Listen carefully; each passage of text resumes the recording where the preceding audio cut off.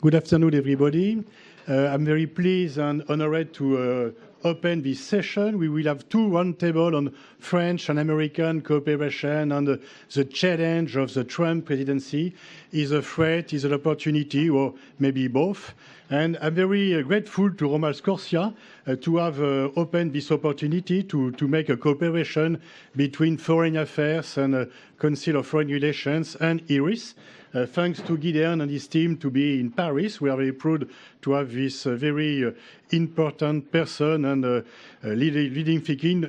Everybody knows the importance of foreign affairs in the intellectual landscape and the importance for foreign relations. So most of us are hard readers of foreign affairs.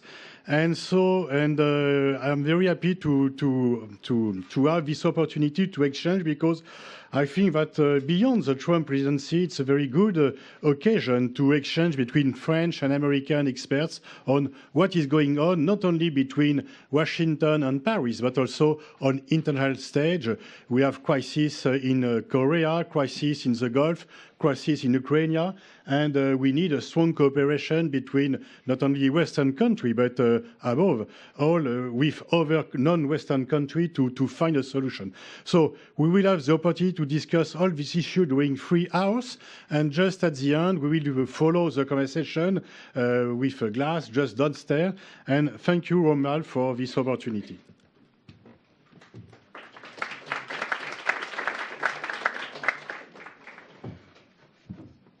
Good evening. Pascal said everything, so just in a few words.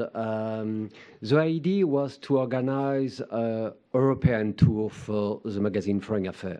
Actually, even if I have a terrible French accent, I'm from New York, so I have the chance to work time to time with the magazine Foreign Affairs. Everybody knows Foreign Affairs, everybody reads Foreign Affairs, but actually Foreign Affairs never developed a series of conferences, debate, etc. in Europe. So the idea came up last year, and last week Foreign Affairs had an event in London, in Berlin. Tomorrow we'll go to Brussels, and today we are here with you at IRIS, and actually it's the biggest event since we have two debates and a kind of concluding conversation between Gideon Rose and Pascal Boniface. I will leave the podium to Gideon, who is the editor of Foreign Affairs, but also an intellectual writing his own book and running the Foreign Affairs magazine in Arles, with Arles issue. We were talking about it a few hours ago, and it's a real industry is running. He will explain it to you better than me. Thank you.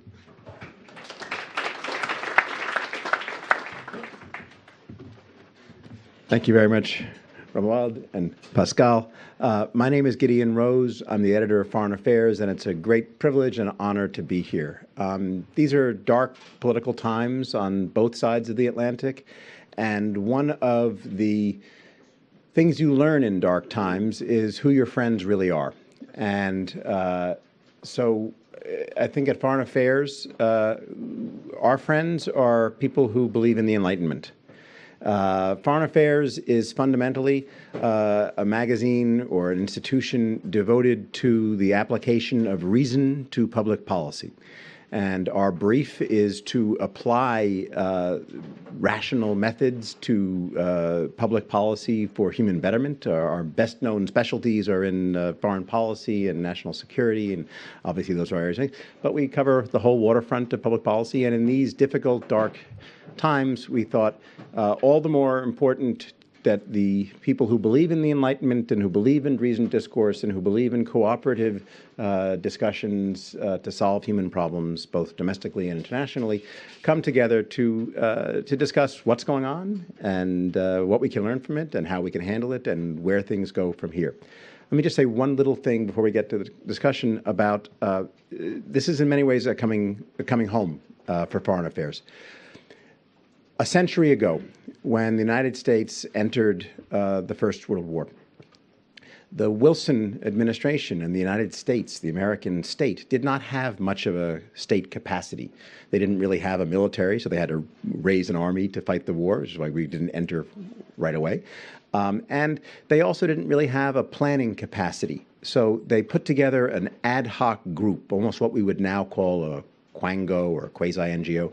It was called the Inquiry. It was headed up by Walter Lippmann under Colonel House's direction, and the idea was to staff the Wilson administration's efforts at the Versailles Peace Conference. And so they pulled together a whole group of Americans for the first time, from the diplomatic corps, from academia, from journalism, from the banks and lawyers of New York and so forth, to put a group together to staff the Wilson administration in its efforts at Versailles. And those people did that, and they formed the staff. And then when Versailles was over, they did two things. One, they were about to break up because there was no longer any need. And second, they were all coming back to the States, and they realized that their country people, their countrymen and women, were not particularly interested in internationalism, and they were rejecting the Versailles Treaty. So these people basically said, gee, our efforts to bring about a better world in the First World War are collapsing all around us in the chaos of the early 20s. This is not a good thing. But what we have together is a good thing, this group. So let's keep this good thing going.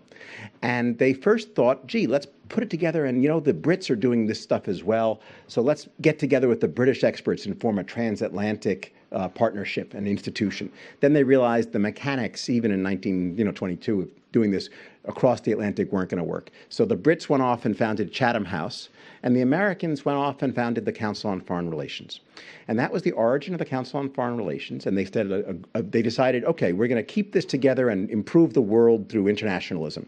How are we going to institutionalize that? We'll create a men's club. That's what you did back in the day. And so they created a men's club called the Council on Foreign Relations. It has a think tank that they created that is now one of the major American think tanks. By the way, the club, the Council on Foreign Relations, is now a very large membership institution with about 5,000 members across the thing. And they created a magazine that was their version of outreach. That was the origin of Foreign Affairs. It was the club publication to essentially support public discussions. The council membership was going to be private, and discussions were going to be internal. The studies department fellows would produce good research, and the magazine would be a public forum for people of goodwill to discuss how to move the world forward in better ways, particularly using American foreign policy. 100 years of doing that we're now coming up on, and it's more necessary than ever. And for an American, where you thought things were settled, where you thought your politics was calm, where you thought the world was in a decent place, the last couple of years have been a giant shock. We don't know all that much about where things are anywhere. Everybody is needed to discuss things calmly and collectively together. And I hope that's what this event will be today. That's what this tour will be. And it will be getting to know our European friends and colleagues better, to reestablish the transatlantic partnership and the partnership of goodwill of all people of good faith that has actually kept a lot of things going forward for the last few generations in a positive direction. With that, let's get right to the panel.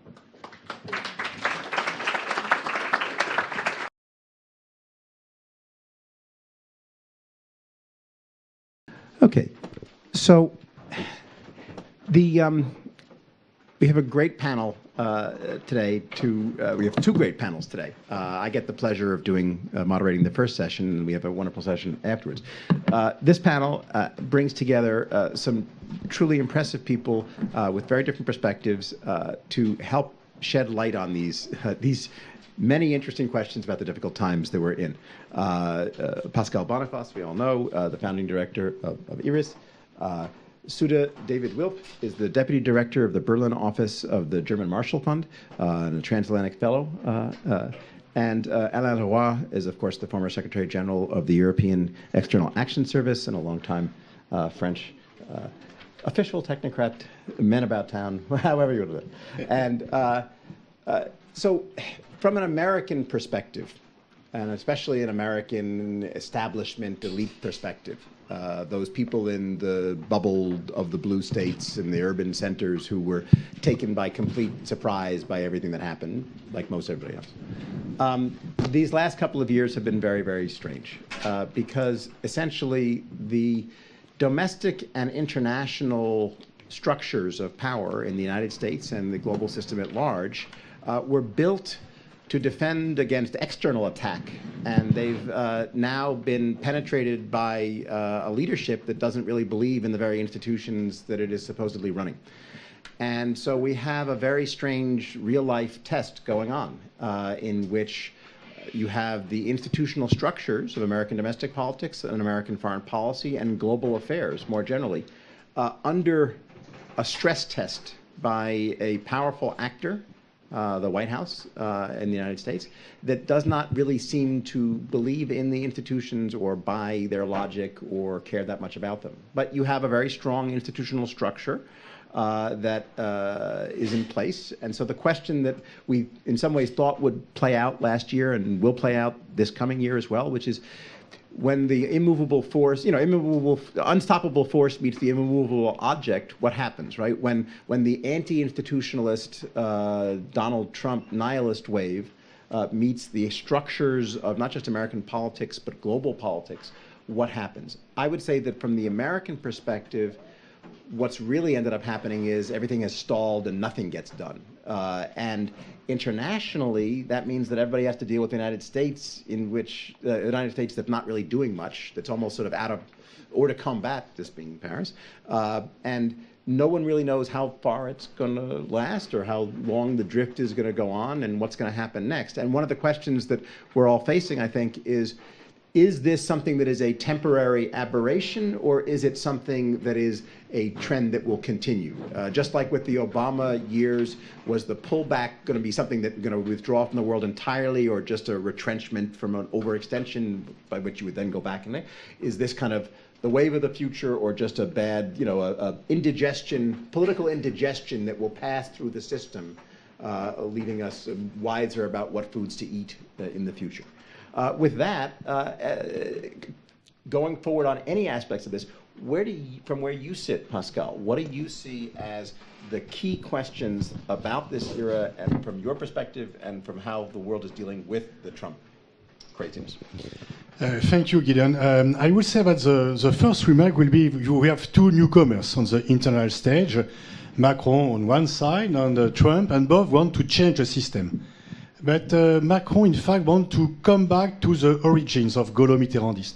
It's not the same thing than Trump, because he wants to reinitiate the first stage of the Fifth Republic with a strong president, a strong prime minister, and the president is in charge of international relations, prime minister is in charge of domestic policy, and so it's a revolution, but comparing to Sarkozy and Hollande, not comparing to De Gaulle and Mitterrand. And during the campaign, many times Macron has referred himself to the Gaulo-Mitterrandist doctrine, which was never the case for both Sarkozy and Mitterrand and Hollande. Sorry, and so it's a different attitude regarding domestic institution for both Trump and Macron.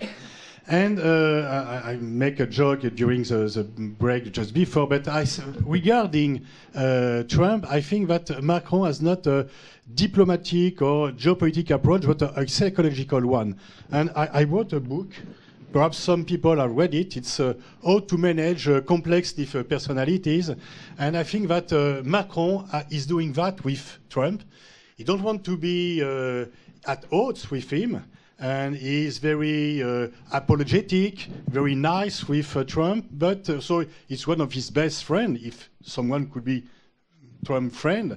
And on the other hand, is also his strongest opponent regarding Paris Agreement, the move of the embassy to Jerusalem, regarding UNESCO, and regarding the Iranian deal. So he has succeeded to do that. And I think that for the French perspective, Trump is a difficult situation, but we have to be realistic, and we have to deal with Trump for the next 3 years, and maybe for the next 7 years. We don't know, and so we have to do what we have to do with this. We could not love Trump, and he is not very popular in France. Comparing to Obama and comparing to even Clinton and so on, not comparing to Bush, but he's even more unpopular than Bush. And so it's quite an exploit, but we have to deal with him for the next year, and we have to make a damage limitation, to limit the damage. But also, I think that if Trump will be unseated not during his mandate, but in 2022 and 2020, of course, we don't have to opt to a purely multilateral U.S. president with a pro-European U.S. president, and we have too many illusions with Obama, and so we don't need to have too many illusions for the after Trump policy, because U.S. will be U.S. and we have different perspective, and I think that the most important difference of perspective is between multilateral approach and unilateral approach.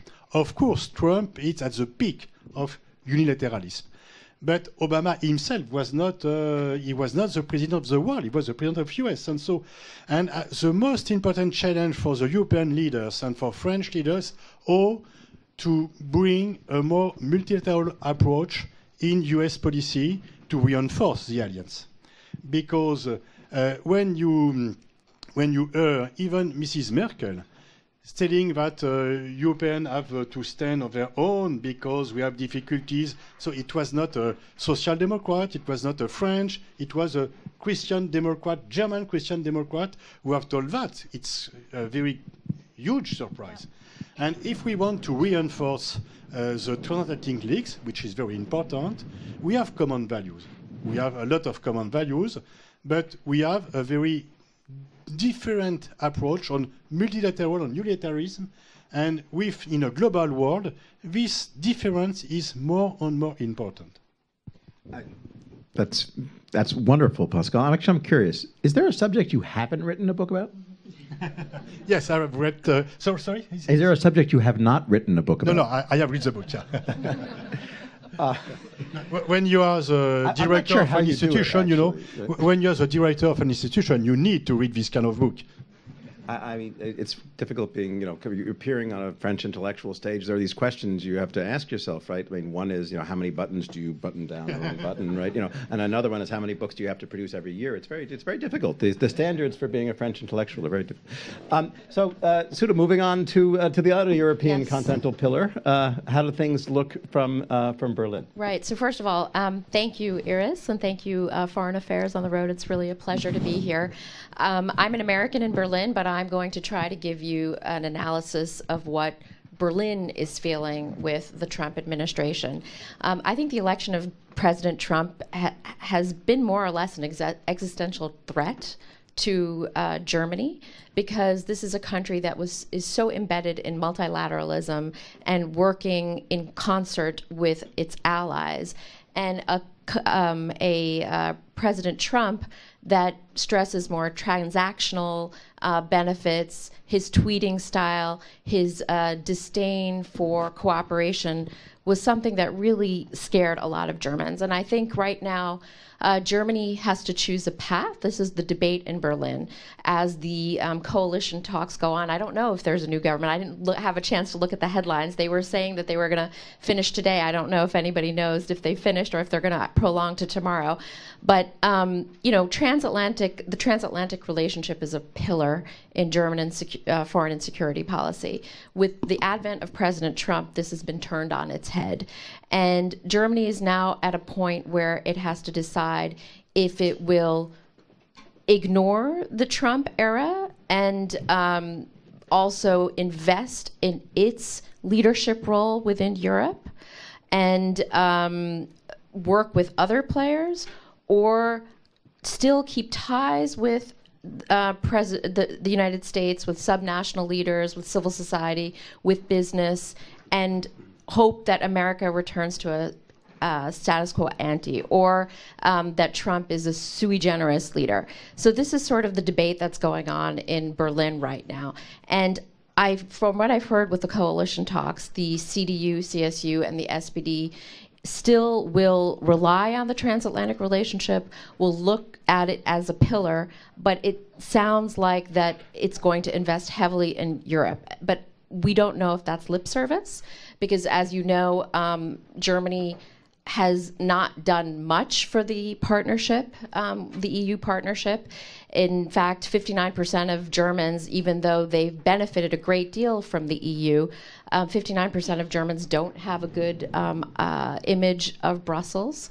And just like the U.S. Having a lot of domestic squabbles, Germany also, the fact that this is a grand coalition for the third time under Chancellor Merkel is also going to be immersed in domestic debates and will not necessarily have time for visionary leadership. So although the hope is that Germany could grow into a leadership role, we don't know if this grand coalition structure will allow it to offer visionary leadership within Europe.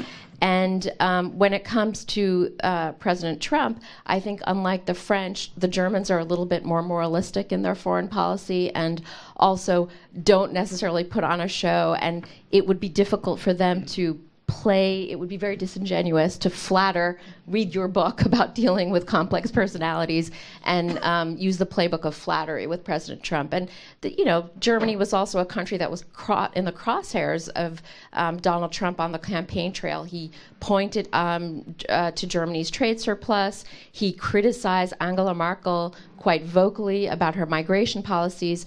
So this was a relationship that was already sort of ill-fated from the beginning, and also very difficult for Germany. And unlike France, and I'd be very interested to hear from my co-panelists, had a special relationship, if you will, and in fact displaced perhaps the special relationship between the United States and the UK. Obama used to call Chancellor Merkel her indispensable partner. And now with President Trump, you finally see, Germany is sort of left out in the cold. So this is very interesting times in Berlin. The question is, will Germany invest more in defense? Will it pool its financial resources to prop up a strong Europe during the time when perhaps American leadership is on vacation with President Trump? So I'll leave it at that. I can't believe we're actually having these discussions. It's kind of really amazing because one of the questions. It's really hard to imagine we're having these discussions like this in this day and age at this time, but it's absolutely fascinating. And one of the things is, you talk about is this going to last or is it going to be Cicero at one point said that he didn't know how two soothsayers could pass each other on the streets of Rome and not burst out laughing.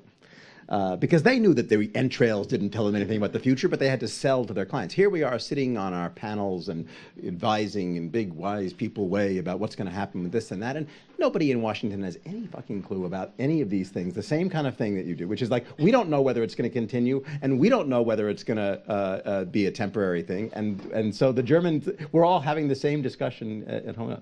So Alain, is this temporary or permanent? Maybe I'll give you a bit of view what I see from the EU institution on that question. And the short answer to your question, say we don't know. So we don't know. It means probably that is the main feature of this situation, seen at least from Brussels, is a complete unpredictability. So from that derives a lot of things. First, what should be your reaction? Your reaction first is when we don't know exactly what's going on. The minimum is to keep the EU united, unity of the EU, to try to have one voice to react. Okay, that's the key point. But then we try to see pragmatic. We see a bit of mixed bag within the new U.S. administration, the U.S. president. And for example, we have lots of statements, including anti-EU. You remember that during the campaign, when Obama was going into UK to campaign against the Brexit. During the campaign, Trump attacked the EU and said, "Why Brexit should other countries should exit also from the EU." So you know that. But that was during the campaign, and since that we have seen, of course, a bit more pragmatism. So what clearly has happened? Clearly, so far, Trump has decided. We see what are the facts instead more the facts as Trump has withdrawn from TPP. Okay, that's with South Asia. We consider from the EU side it's a big gift for China, for sure. And we could have envisaged within the EU to replace a bit the US, to try to have a trade deal between the EU and South Asian countries. We are not in a position to do it, or they do it by themselves. Okay, that's one fact. It's a big gift to China. Second, withdrawal from UNESCO, for sure. That's a decision, a fact. It's no more a guess, because I see many guesses, but that's a fact. So impact is, of course, UNESCO will have much less leverage. That's key point. Third, withdrawal from Trump, another fact, from the Global Compact on Migration, the UN Global Compact on Migration. That's quite important. Again, it's about, we'd say, the vision of the global leadership or the global public goods. It's clear that what we see from the EU, that Trump has considered that the global leadership is a drain on US resources and jobs. That's his feeling. It was exactly the different feeling from Obama. I remember you said, but Obama was not so much multilateralist. I remember I used to work before the year, was working with the UN, at the UN. And then I remember the first meeting between Obama and Ban Ki-moon. Obama started to say, Mr. Secretary, as you know, I am a multilateralist. That's why I believe in the UN. I know what you're doing in peacekeeping and others.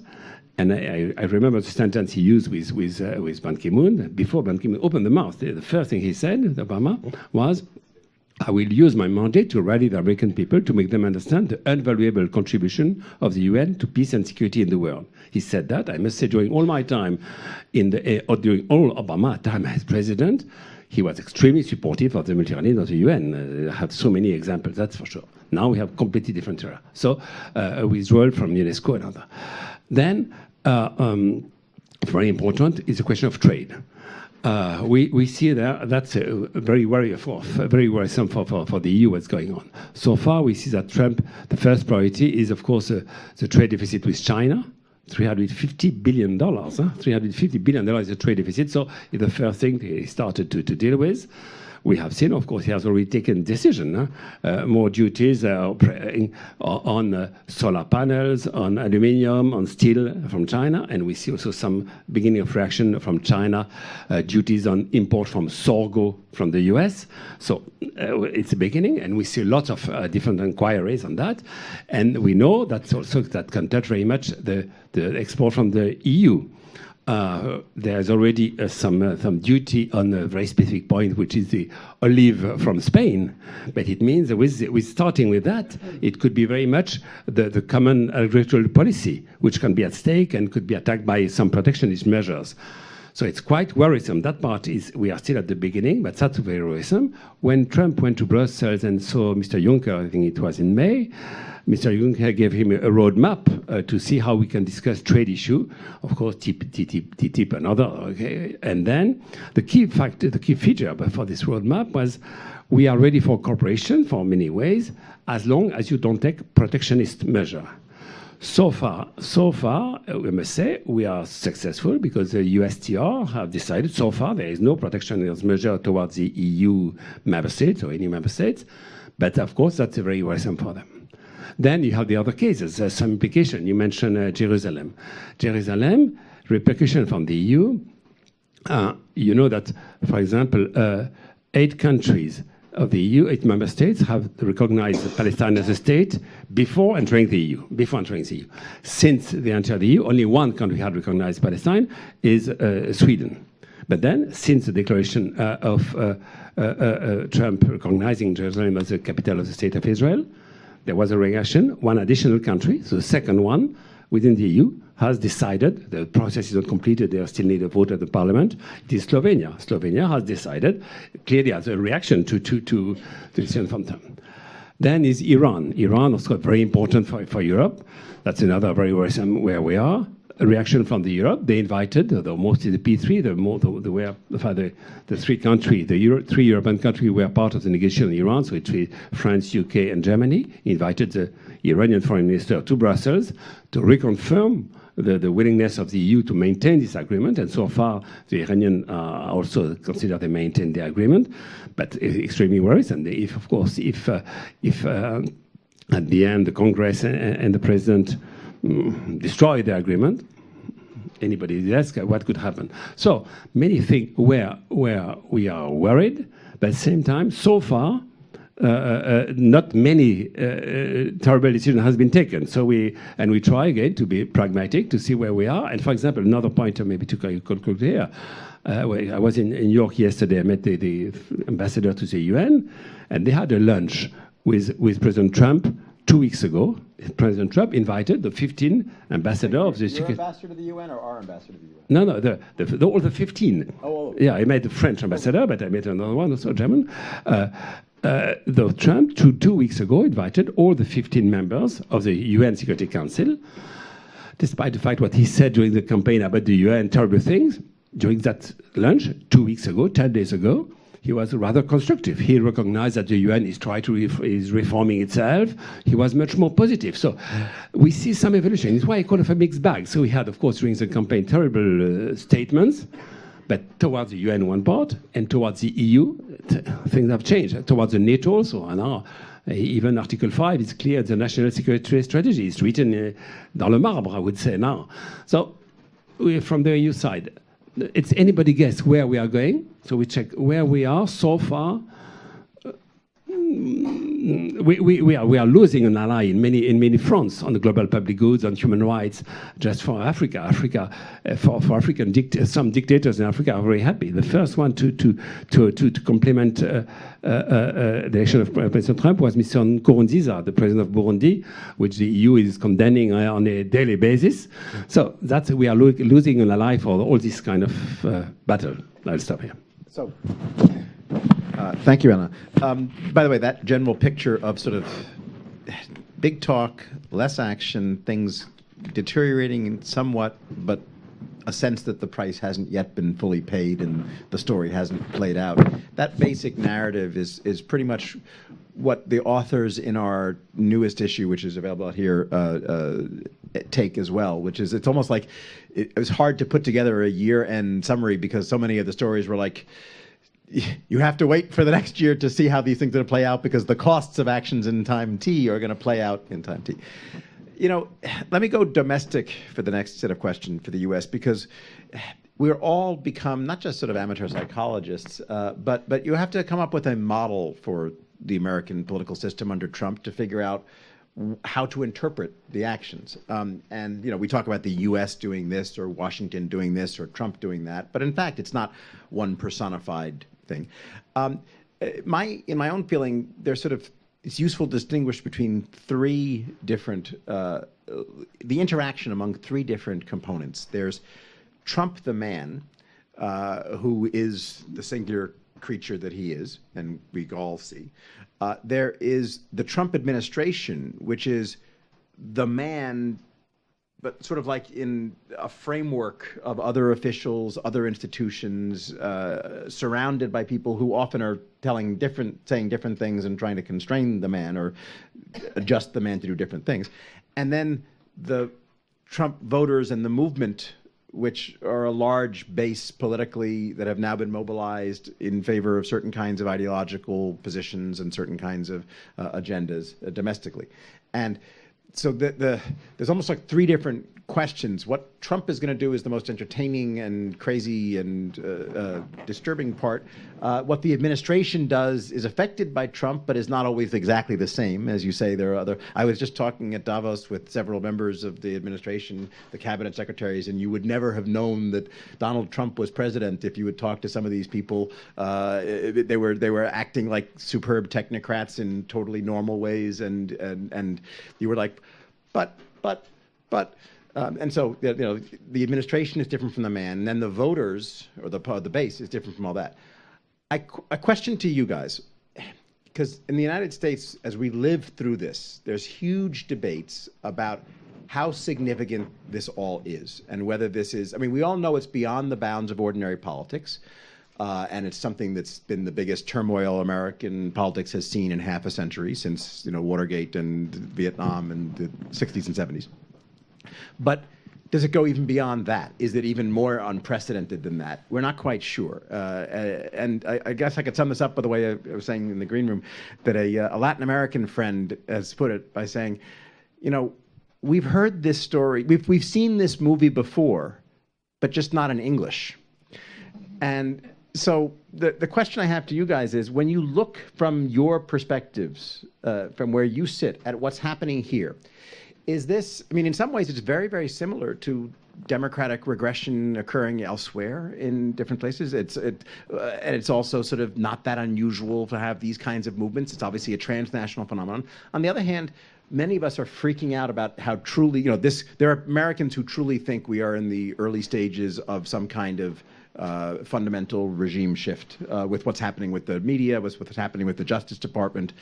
There are people who are deeply worried about that. So I guess my question to you guys is, from where you sit, is what's happening in America truly unprecedented in some dramatic way that's leading to a major thing, or is it, something that's roiling the waters but can ultimately be dealt with? Maybe between both cases, because you have the three actors, and I will add another one. The fourth one is what we call the deep state, which is a matter of conversation in France. Of course, Trump is really specific. We'll never have this kind of guy in the White House, and so he's very in a different world, different behavior. He acts still as a man on TV and not as a president, and so it's very different. But the administration is still there, and the administration is competent, even if the State Department is less and less powerful, and you have a shift between the military and the diplomats. And so I've been told that Madeleine Albright has said that she was reassured to see that the generals, the military, the adults are in power. But in a democracy, to see the military being in power are not so, it's not so great. So it's of course, we are happy to see that the generals advise Trump not to make a strike on North Korea. But when you, Clemenceau has stated, we are referred to World War I, Clemenceau has stated that the war is too much important to be given to the military. And so you need to have a political drive on all this stuff. And of course, Trump is seen as very erratic, very dumb in France and in Europe, but I don't think so. You could not be elected as president of a huge country without having some skills. And in fact, beyond of... we thought so too. Yeah. and so I think there is two common reasons with Trump, two logical, which are really logical. First, it's to never in U.S. history and never in a democracy foreign policy has been made only and purely for domestic political reasons. Going out of UNESCO, moving the embassy, breaking or saying that you want to break Iranian deal and so on. All these things are made not for international policy but for the voters, and not for the American voters, but for Trump voters. And of course, every president, and Macron and Mitterrand is same in France, try to please the voters making foreign policy. But I think that we will never reach this stage. And the second very logical thing is to please to the military complex industry. And the blocus of Qatar has for effect to see both Qatar and Saudi Arabia buying weapons to U.S.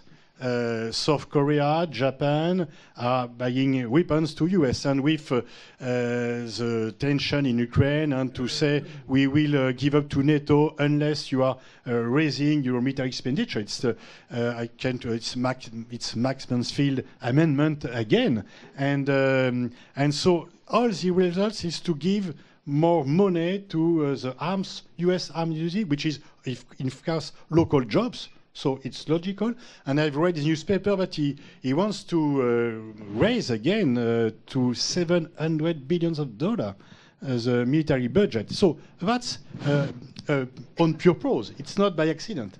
It's a goal. It's a U.S. goal, and it's a Trump logical. So the two main factors is to please the voters, and only the Trump voters, not to U.S. voters, and to improve and to make the so Eisenhower probably move again his coffin. Are references to Germany in the 30s as prevalent in Germany as they are in the U.S.? So, I mean, I think, Gideon, there's a lot of layers to the question you put out, because certainly it is unprecedented for a country like Germany that's for 70 years enjoyed the security guarantee of the United States. Germany has had an unbelievable amount of prosperity with the security guarantee that the United States has offered. But the reality is that I think Germans have also realized that the America that they've put on a pedestal has changed.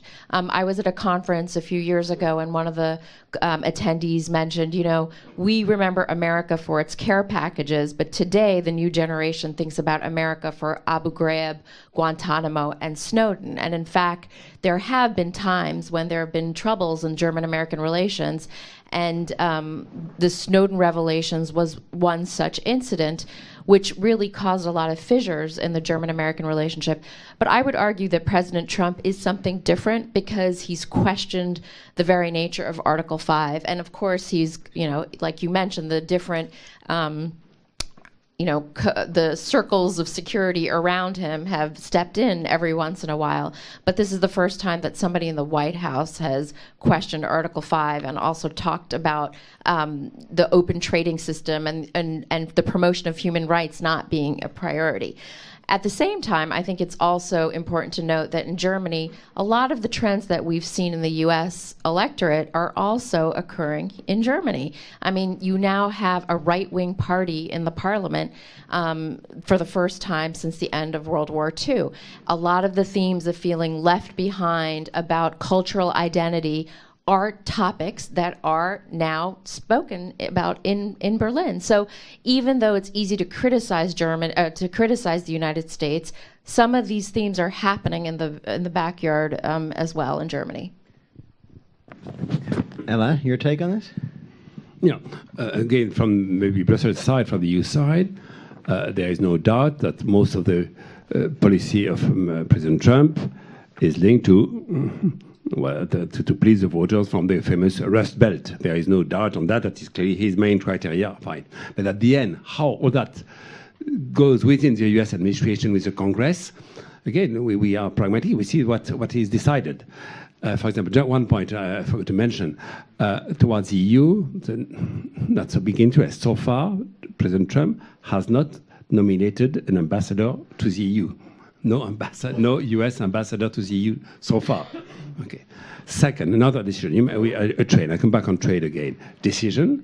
Again, protection for the Rust Belt, and big skepticism toward the WTO. So far, WTO is being much more fragilized. There was a ministerial meeting in Argentina in December. For the first time, no, not for the first time, it happened that there was no agreement, no declaration at the end, because the US delegation refused completely. There is very important in the trade issues, it is in French, l'ORD, l'organisme de règlement des différends, in English, the settlement dispute body. Very important to settle the dispute between China, EU, and all that. So far, the body cannot function because Trump has not appointed 3 members of this body. So again, for WTO and for the rule of trade, that's very, very important.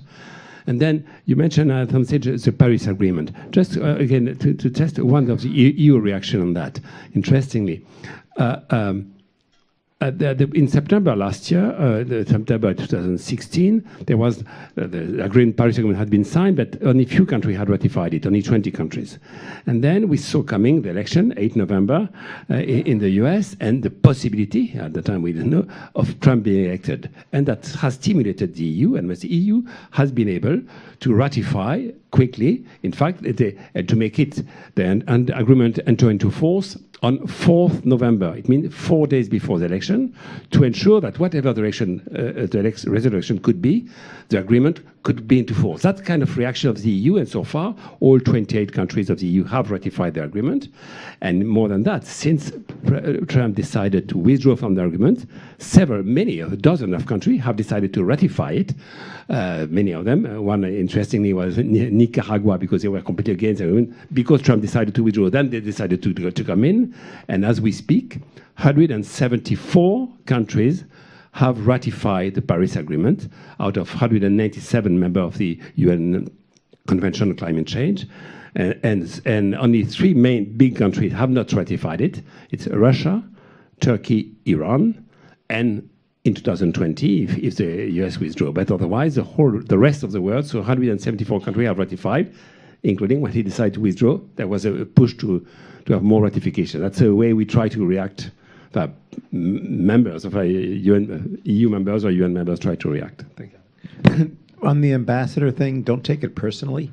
They haven't appointed ambassadors to almost any place. And it's more a sign of the dysfunction and lack of concern for foreign policy in general than about the EU in particular. Now, I realize that doesn't make it any better, but it's essentially, I mean, it is important not to over-interpret certain kinds of things. And there's much... Not everything this administration, much of what this administration does is a result of carelessness or lack of concern as opposed to malevolence or a deliberate attempt to slight. They have enough of those as well. So let's turn to the question of sort of opportunities. You were talking about how Macron has positioned himself very well, both in playing Trump and in also being a counterbalance.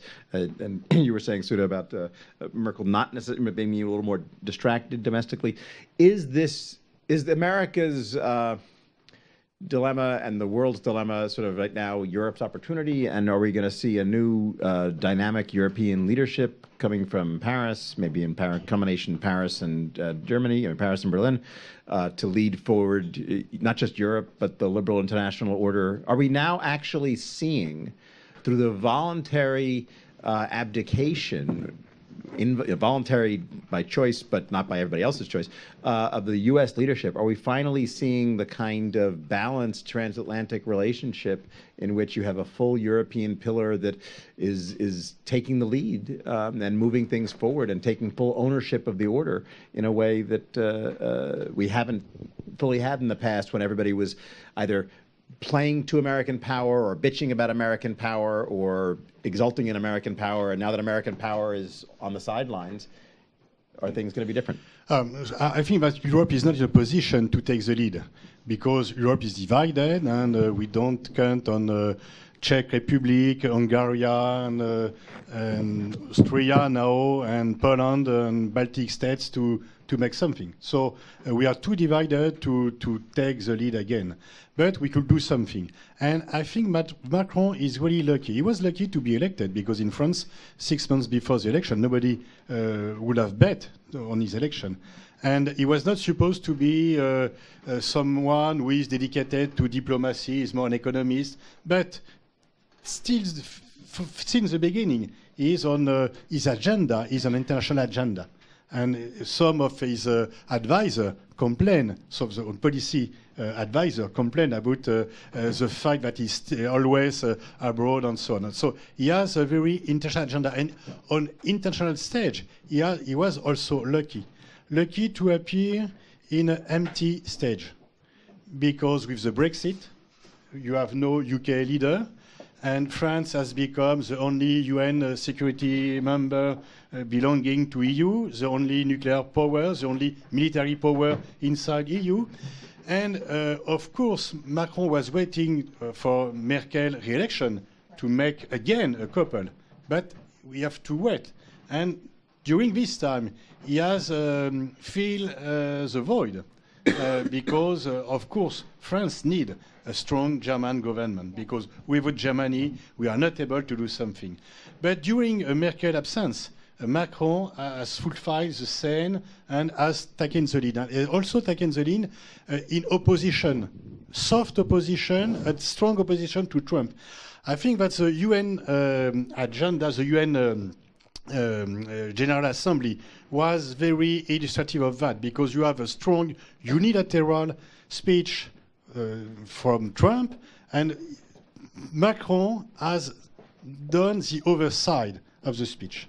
He has taken the opposite way on every aspect, appearing as the advocate of multilateralism, of United Nations, and so he is very popular in the world due to this position, to be the good guy against Trump, but being also able to speak with Trump.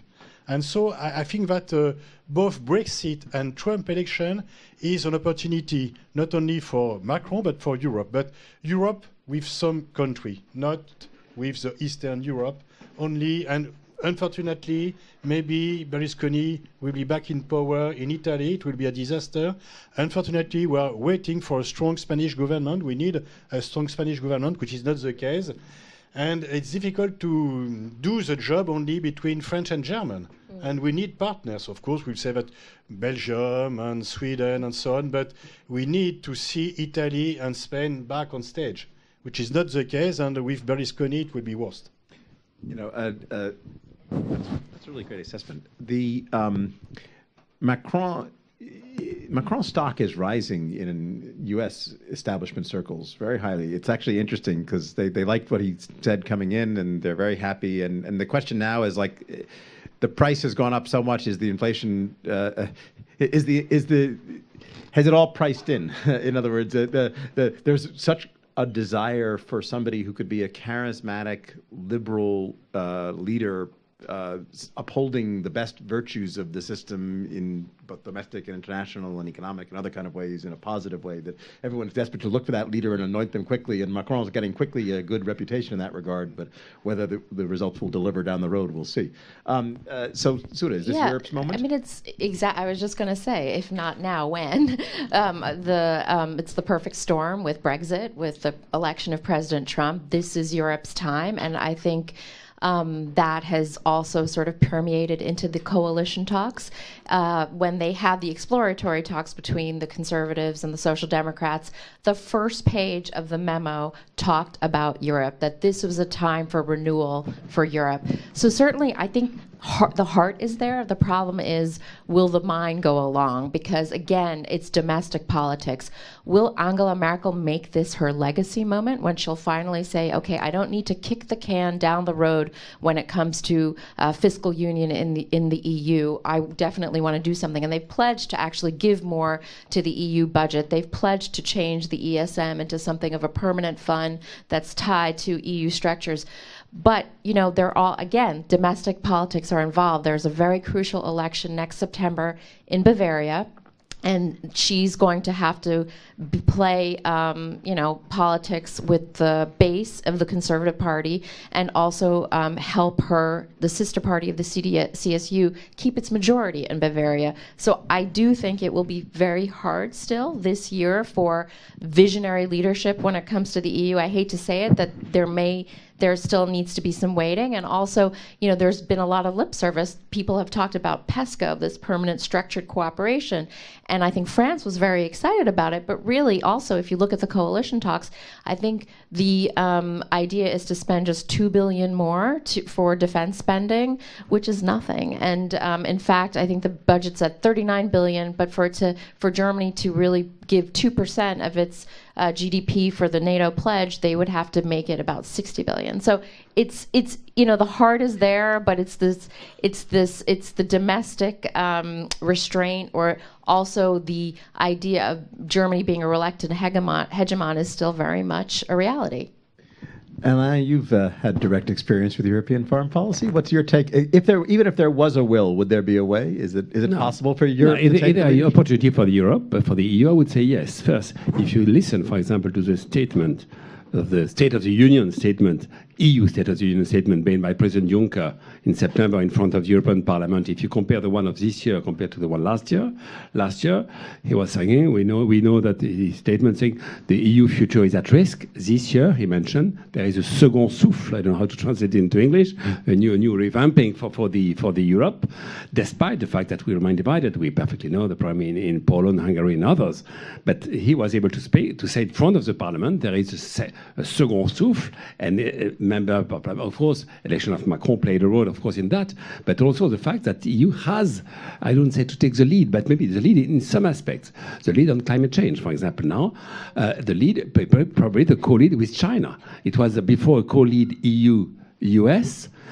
On climate change, it's becoming a little bit a co-lead between EU and China. That's an opportunity, of course, for us. On defense, with all the uncertainties about Trump, now the trend is clearly to increase seriously the defense spending, going on not to the 2%, but going. That's very important. It's clear that the Commission, the Commission proposal on defense now are mostly approved by the member states, with the creation of European Defence Fund and all many other issues. They are clearly a stronger European defence. We are not there yet. We don't speak of European army, but there are clearly some progress seriously being made there. So there are opportunities on this. Yeah, I would not, and again, in the lead, Europe in the lead for the global public goods, for human rights. We don't have big competitors, big nation competitors to promote human rights around the world. It will not be Russia, China, and today the US. So who else than the EU can try to continue to promote this kind of international value, universal values? We have, if I may, to add something to what Alain has stated, of course it's an opportunity for EU, but also due to the lack of presence of US, you have a better relationship between EU and France and China. And when Fabius was Ministry of Foreign Affairs, he has decided that Chinese embassy will be the most important French embassy in the world. Even more important with personals and diplomats than the US one. And Macron is the first French president to have visited China in the first year of his mandate. And he has decided to go in China every year.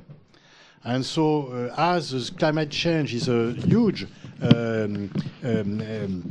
challenge for France, the common position between, you have not a new axis, but you have at least closer ties between France and China, and because China is playing the role of the good guy regarding the struggle against climate degradation.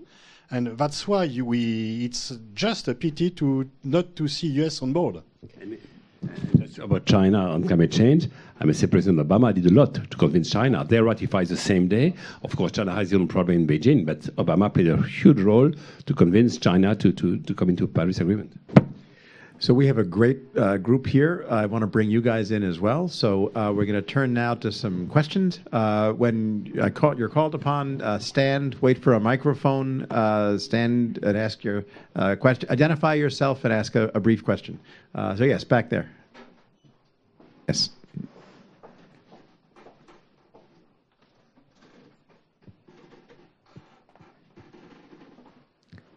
We're getting a mic there. Okay? Yes. Good evening. My name is Carl. I'm a student at IRIS. So I first want to thank you all for your presentation. My question is mostly centered around the question of the new Silk Roads project that is being very much talked about recently. So how does the Atlantic cooperation, how can we balance between the Atlantic cooperation and this new and very ambitious project that will link Europe and Asia in ways that we haven't seen in a very long time? So that's a follow-on to the question about China that you were just talking about, which is in some ways, we were thinking about of course, there was the transatlantic relationship, and then there was this talk of the G2 with the U.S. and China, and many European allies got their noses bent out of joint. Now you're talking about Europe and China, and the U.S. is sort of walking away. But maybe are we devolving to a multipolar world? Are we actually seeing now, however haltingly and stumblingly, but successfully, in a way that nobody ever played out, the emergence of a truly multipolar world in which different power centers are doing different things in different areas, but not yet fighting and not yet destroying each other, but just sort of doing different things in different parts of the world? Yes, of course, we are not already in a multipolar world because US is still the most important power but we are going to a multipolarization. So we are on our way to a multipolar world. And thank you for your question, because the new Silk Road, it's one of the main strategic challenge. And my fear and my concern is that we will address only national response to this challenge, because it's a strategic things, and it will change Africa, it will change Central Asia. It has already resulted in Greece and in some Eastern countries. And if we respond to this challenge or opportunity, because it's also an opportunity, only on a national basis, we will be out of reach. So, but I think that one of the most important things is the rise of China, and we have not collective thinking, collective response, and a collective approach to this huge strategic challenge. Yeah, I would agree. I think that this One Belt, One Road initiative or Silk Road initiative is something that is happening quietly. People in this room are observing it, but the immense power that China is generating when the old order has been sort of asleep at the switch is something to think about. When there was an example of this during the AIIB, the Asian Development Bank, where there wasn't transatlantic cooperation, and it looked very sloppy that we didn't work together as allies when China decided to create this new bank and perhaps set new rules for the road. And as Gideon mentioned at the beginning, TPP was also a blow. The fact that the United States pulled out of this agreement, which is not just a trading relationship, but arguably something for to preserve the international order and to set the rules according to values. And I think that's the key, because Germany also thinks about China in a very bilateral manner. The trading relationship is very big, but now Germany is also realizing there is a price to pay for this relationship when it comes to intellectual property, when it comes to democratic norms. There's been protests at soccer games for Tibet that the Chinese were very upset about these protests, and in fact Chinese investors in German football teams. So I mean, things are happening below the surface, and if there's not a lot of transatlantic coordination, certainly China will gain the upper hand. Just wait till the footballers start kneeling to protest Tibetan actions. No, yes. Just one word again on the question of multipolar world. It's obvious there is no question multipolar world for sure, no question about the rise of China, but we have not mentioned yet the rise of non-state actors. And I must say, it's very interesting when the US decide to withdraw from the Paris Agreement. Who are our interlocutors in the US? It's the state, like California, big cities, New York and others. So and we consider that they will fulfill their commitment. So they are playing a much more important role. So multipolar in many sense, including very important non-state actors on huge international issues. Yes, over here.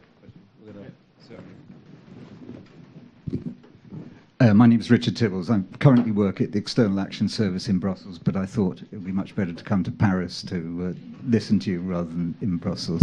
I work on the US and Canada.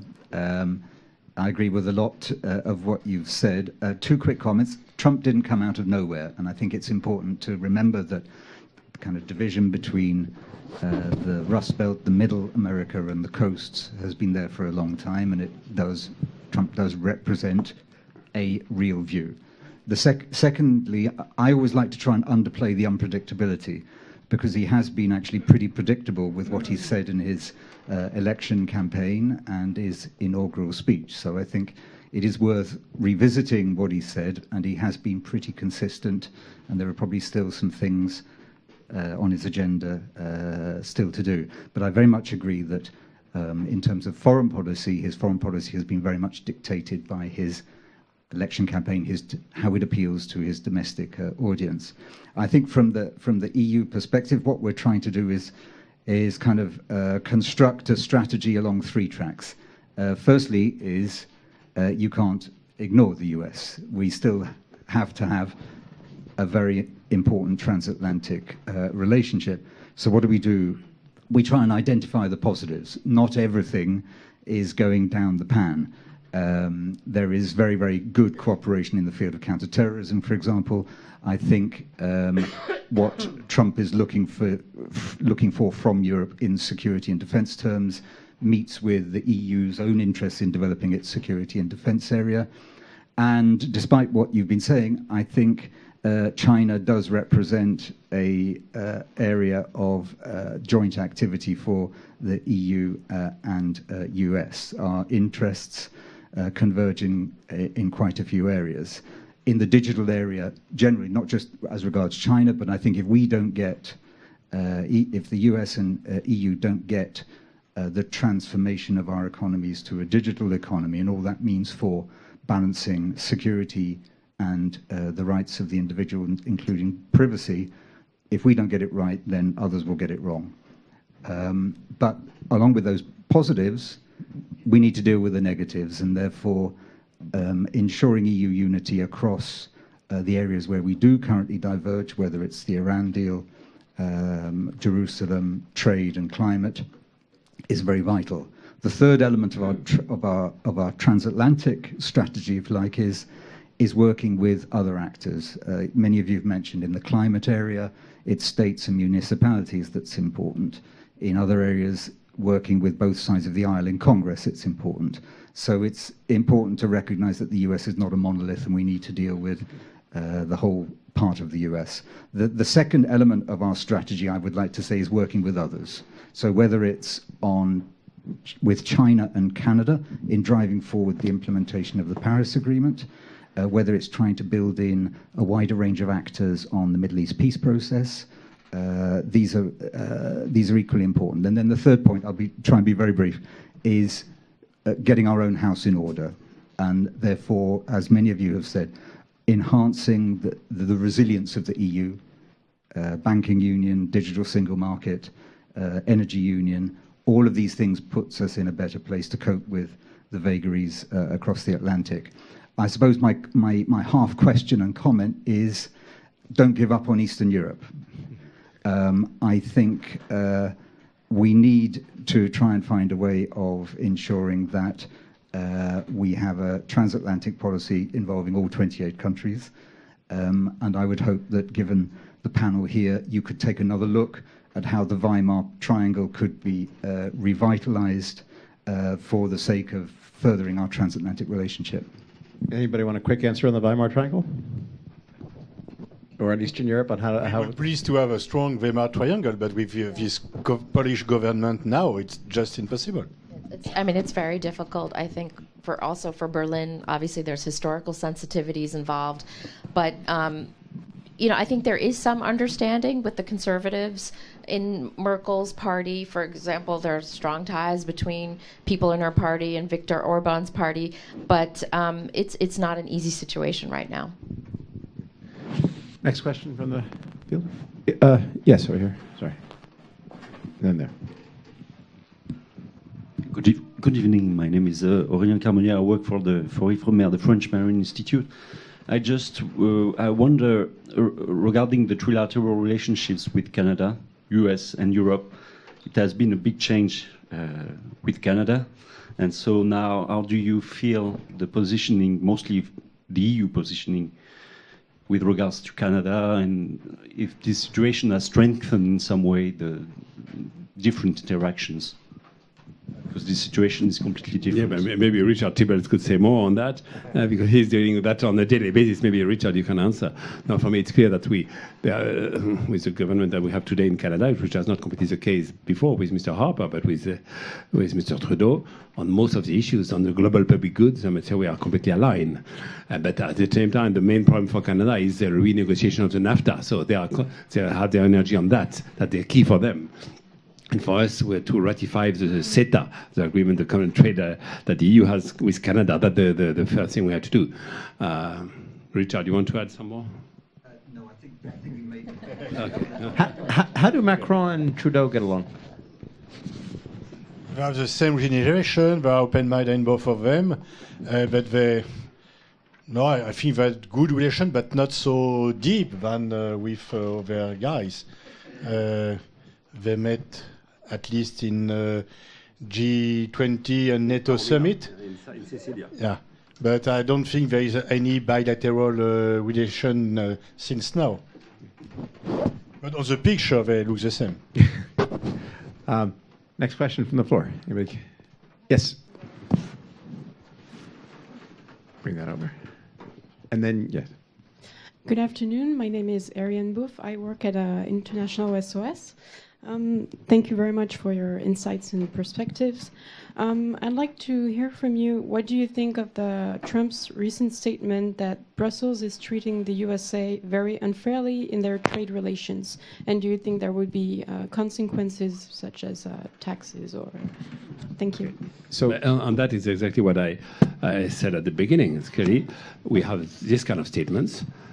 So far, there has not been any protectionist measure being taken, except for I would say, the small case of olives from Spain, but small, but it can have a big implication of the CAP. And so far, we are still waiting for an answer to the roadmap that Juncker gave to Trump. And it's clear that the statements made are terrible, but so far, the USTR, the guy who is there to deal, has not proposed any serious protectionist measure against the EU. But we also know that the TTIP, which is very complex in our country, and especially in France and in the German parliament, so far no progress has been made. It's frozen for the time being. There is no progress on the TTIP negotiation these days. With regard to interpreting Trump's trade policy rhetoric and things like that, it really is very difficult, and I sympathize with the difficulty. We have trouble ourselves understanding it, and basically, I mean, again, I would say don't take it personally, in the sense that Trump feels that everybody treats him unfairly unless he's being incredibly flattered. And so he only has two modes, sort of sucking up or attacking, and he believes in a kind of zero-sum framework in which you're either his buddy and his friend because you're helping him, or you're his enemy because you're taking something that he deserves. And so when he says that about the EU, he doesn't mean it about the EU. He means it about the EU meaning something other than Donald Trump. Because he feels he would say that if you asked him about the African, the African, he'd say they're screwing us too, and then make some racist comment to boot, right? So at least as Europeans, you're spared the racist stuff.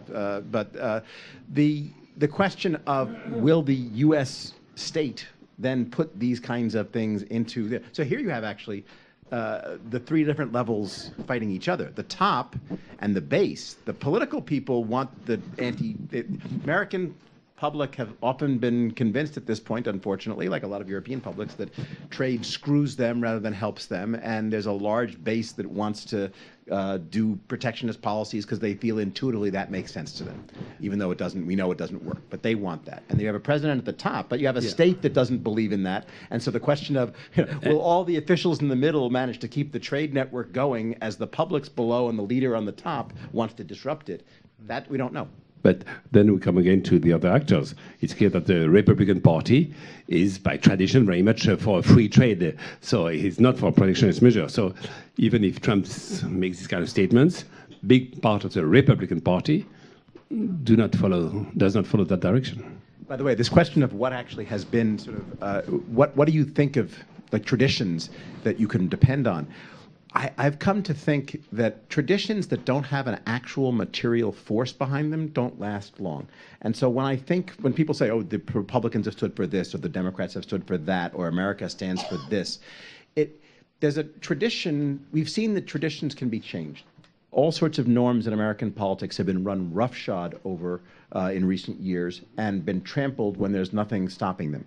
The things that get pushed back on, or when there's a material interest from some powerful constituency, rich people or an electoral constituency or a bureaucratic actor that pushes back. And so something on trade, when you say the Republican Party has been in favor of free trade, that has absolutely been true at the ideological level. But I think what you're going to see going forward is going to be a battle that is played out not on the intellectual level, but on the political and policy level between different constituencies, because you have domestic groups that benefit from different kinds of trade policies and other groups that benefit from more outward-looking policies. And the question will be, will they fight each other? Who will win? Not so much sort of what are the traditions ideologically of the party.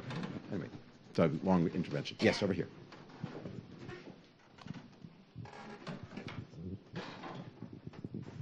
Thank you. I'm Axel Krauss. I'm the contributing editor in Paris, Europe, for Transatlantic magazine. I'm among those who live here in Paris and in Europe trying to understand Trump and sometimes trying to explain it, and have a lot of sympathy with what you were saying about the difficulty of coming to terms with him. And listening to you talk and listening to what we've been hearing now for several weeks, there are two questions I'd like to put to the panel. The first is, and I don't remember who said it, it was, I think, one of the editorialists of the New York Times commenting on Trump's attitudes and the possibility that he's beginning to learn a certain number of things and even doing some things which go against the sort of leitmotif we've been hearing here about how confusing everything is and how unraveling everything has become. And I thought about Rex Tillerson. He's still there. He hasn't resigned, and he hasn't been forced out. And in fact, there are two ambassadors that have been named, both women. There's an ambassador, and I'm not defending Trump, I'm simply commenting on what I see and hear around here and how it relates to what we're talking about. Two ambassadors have been named. There's one here in Paris, and there's one at NATO. Is this possibly, and this is my first question, is it possible that he's on a learning curve? A second issue that has come up is trade. From what we understand, both from the Canadians and from SDR people, is that the NAFTA talks are back on track. Trudeau and the administration are talking about that trade arrangement, which has been, well, it's much older than the Trans-Pacific Agreement and so forth. But it's apparently back on track, and the president has backed away from his call for trashing it. And he's used a term that I think explains his policy as much as anything he said. He talks about making deals that are fair and reciprocal. The level trading ground that we've heard from other administrations, indicating that even on the Pacific deal, he said he might be able to reopen the negotiations and the talks if he can get a deal that is fair and reciprocal. My third sort of point about an observation is that what's wrong with bilateral deals? Which is the direction in which a lot of negotiations are going. Bilateral deals, he talks about it all the time. Theresa May has talked about it as something that she hopes would occur if Brexit in some form or another comes through, but a US-UK deal that will be good for Britain and possibly even good for Europe. And my second question is, maybe to you, Pascal, you've been very defensive here of Mr. Macron. I was at the Sorbonne with a lot of other reporters following the great speech about the great Europe that he foresees with a lot of proposals, including making the Eurogroup into sort of the beginning of a new European government in parallel with the EU. Why is it, in your view, and perhaps others have a view on this, why is it that no one else in Europe, even Madame Merkel, have come to his support on the various proposals he's made, without specifics, but he's talked about the Eurogroup, he's talked about an environmental Europe, he's talked about other types of European cooperation, including on defense, which have gone absolutely nowhere in terms of specific reactions and even proposals, including a fighter project, a European fighter project that's been mentioned. But what is the question exactly? Well, my question is, why isn't he being backed up? Why isn't Macron being backed up by other members of Europe? And why isn't why aren't other Europeans moving forward with a more dynamic? Well, let's just wrap up your. Let's take all of you in this one, and any concluding thoughts that you have, because we got another panel coming right up, and we want to wrap it in. Because everybody in Europe was reassured to see and comfortable to see Macron at Élysée, because there is a big fear to see Marine Le Pen being elected, which is not the case. But you have a lot of people telling in Europe and even in the world that nobody has foresee Trump has been elected, nobody has foresee Brexit and Brexit has happened, and nobody could see Marine Le Pen elected, and she could be. But we have a different political system with the two-leg system to run, and so it was just impossible to see Marine Le Pen elected. But I think it was just quite even a surprise and refreshing one to see Macron. So Macron was received as a gift from the heaven to be elected against Marine Le Pen. That's why he is very well perceived in Europe and in the world. So I'll just answer two of those questions. I think that, again, although Germany has benefited a great deal from the EU, there is domestic skepticism about Germany somehow paying for the whole EU and not getting, paying for pensioners in Greece. There's still that feeling there. And although the decision makers, mainstream politicians in Berlin, realize that the EU is fundamentally important for the success of Germany, the success of Germany's economy, unfortunately, the electorate is not necessarily behind that idea. Your second question about, or one of the questions about, is Trump on a learning curve? I don't know. I think there was a difference between the inauguration speech and the Davos speech and what we saw at the State of the Union, but that's teleprompter Trump, and you just don't know if it's going to be the Twitter Trump or the teleprompter Trump, and I think that's the issue. It's just an erratic style of leadership, and as Gideon mentioned, there are other forces that keep him restrained, but we just don't know how long those forces will be strong enough. Alain, your final thoughts? Maybe on the question of the learning curve, I think there clearly has been, I would say, what we from the EUI call the progress on his relation with the EU, his relation with the UN, as mentioned. There has been clearly, compared to the statement he made during the campaign, completely different attitude. So it's why unpredictability, there is still some part, because the reality, and including on trade, as I said, he has against the EU terrible statements, but the reality so far, there are no measure has been taken. So we will. So far, still a big, I would say, unpredictability, because what will happen in the next 2 years, in the next couple of years, will that be the statement of the campaign or the learning curves, more positive toward including EU main features? So far, I don't know. I fully agree. When we see on all issues on NATO and Article 5, now it's clear there has been hesitation. Now it's very clear in the national security strategy. So what I call mixed bag is that it's anyone guess to say which line will be in the coming years. But so far, learning curve has played a role. So I'll just wrap up this, then we'll move on to the next panel.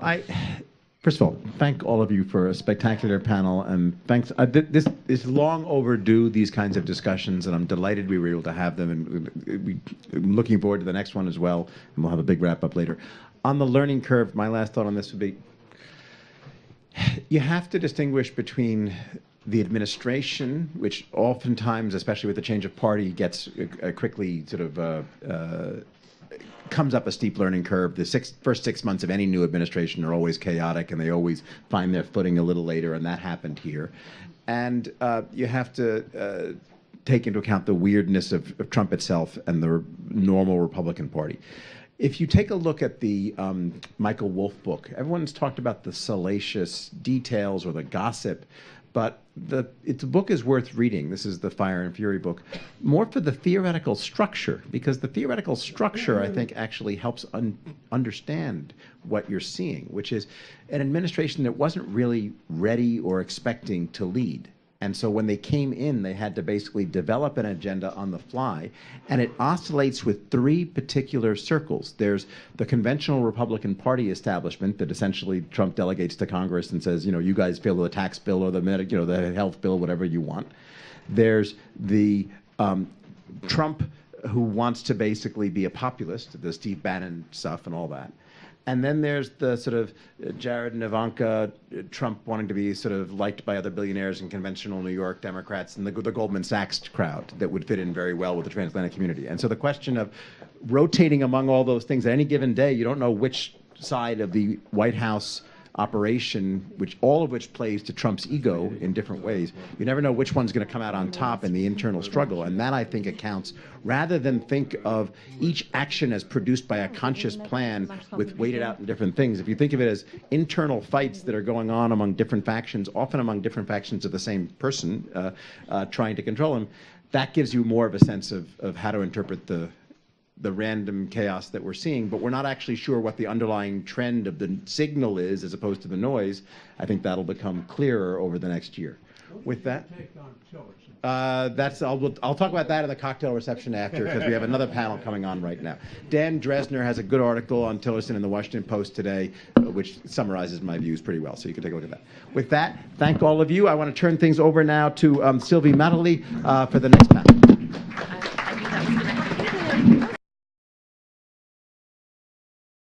Well, as the weather is the worst weather we can imagine in Paris, and sorry for that, we are not responsible, but next time we will choose another day, perhaps in April or May.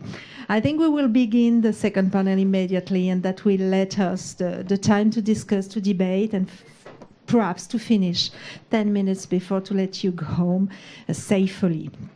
Well, well, our second panel is about transatlantic partnership in a disordered world, the end of cooperation. That's a question. We will discuss about this. And let me introduce our panelists today.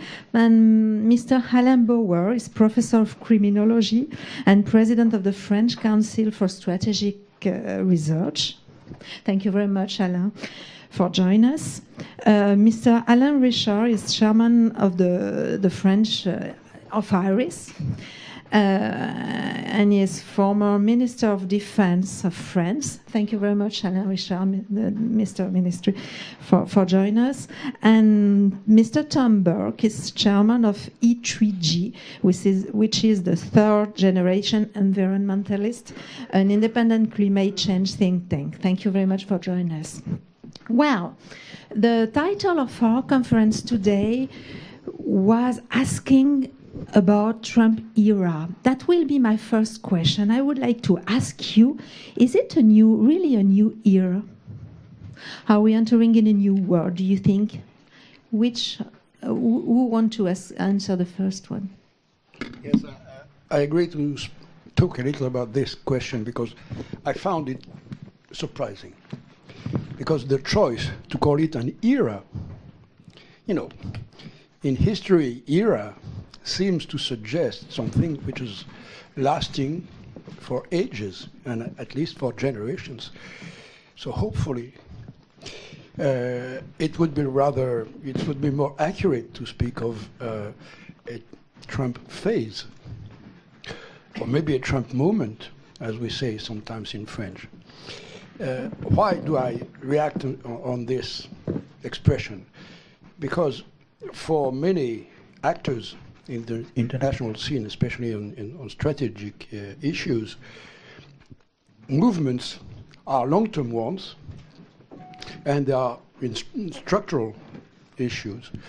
So, of course, President Trump has a lot of power and prerogative, and his action or his choices can effectively influence the international scene, and they are actually doing so. But for many partners, there is an issue and there is an observation to follow on, which is how long will it last and how deeply it will change the American strategy and choices. And I will simply stop with this, but I think that for many people, the question, the research being in action is to look precisely how deeply it changes the American attitudes and American actions. And on many issues, I could elaborate, it's not changing much. Alain, perhaps. Yes, I need to agree with Alain Richard. First, as surprising it may be, the Trump effect on the intelligence cooperation or security cooperation or counterterrorism cooperation is not existing. We still have the same enemy. We still work on the same issues. And by the way, the biggest crisis we had between the French or the European and the US begins long time before Trump was even elected, when we discovered, or we officially discovered, that the US was spying on its own allies. which was not an effect of Donald Trump and begins a long time before that with a very democratic administration and very friendly presidents. So at this time, there's not a huge change, and there may be some effects on more complicated issues and bilateral relations. I think President Trump has a complex vision of what NATO is, or on what EU is. It's something that is not as easy as understanding China, for example, or not understanding China, but having one country, one state, one chief of state, one kind of relation. Europe is complicated. NATO is even more complicated. But for intel, security, counterterrorism, at this moment, nothing changed, and our relations are at the top of what's possible to do regarding the rules of sharing intel that is not bilateral. If I can ask you just a question, and I will let the room to Mr. Burke. You told us that Trump has a complex vision about what NATO or EU are. Can you give us some explanation, please? But it's more easy for Donald Trump to discuss with Xi Jinping, head of one state and with one head, than trying to discuss with 50 governors that look like chief of states, with countries that has more complex issues than what we think, like England with Brexit. Situation of Poland and Hungary is not very easy every day. Austria is becoming re-becoming a possible issue. And so not being able to discuss bilaterally and having this other guy in the middle, which is the European Union or NATO, is something that multilateralism is a big complicated thing, especially with somebody that has no real experience in diplomatic posture and who always wants to make deals. And we'll see if they are good or bad later. Okay, and Tom, how about Trump era and new era? Thank you. I think Alain was being far too diplomatic. It's not at all clear to me that President Trump has any grasp of reality of any kind. So the kind of complexities that Alain was talking about seem to me to be way beyond his ability, and we shouldn't expect him to learn over the next few years. I think it's probably a bit early to talk about an era, as the other Alain was saying. What in my field is clear so far is that President Trump has been extremely good at changing the headlines, but rather less good at changing what's going on in the real world, both in America and everywhere else. What happened in the G20 immediately after he said he was withdrawing from the Paris Agreement was that 19 other states, heads of state, told him to his face that he was wrong. I think that's a pretty good signal. I didn't expect it to be received, and it hasn't been. But I think it's a way of keeping a perspective on what's really changing.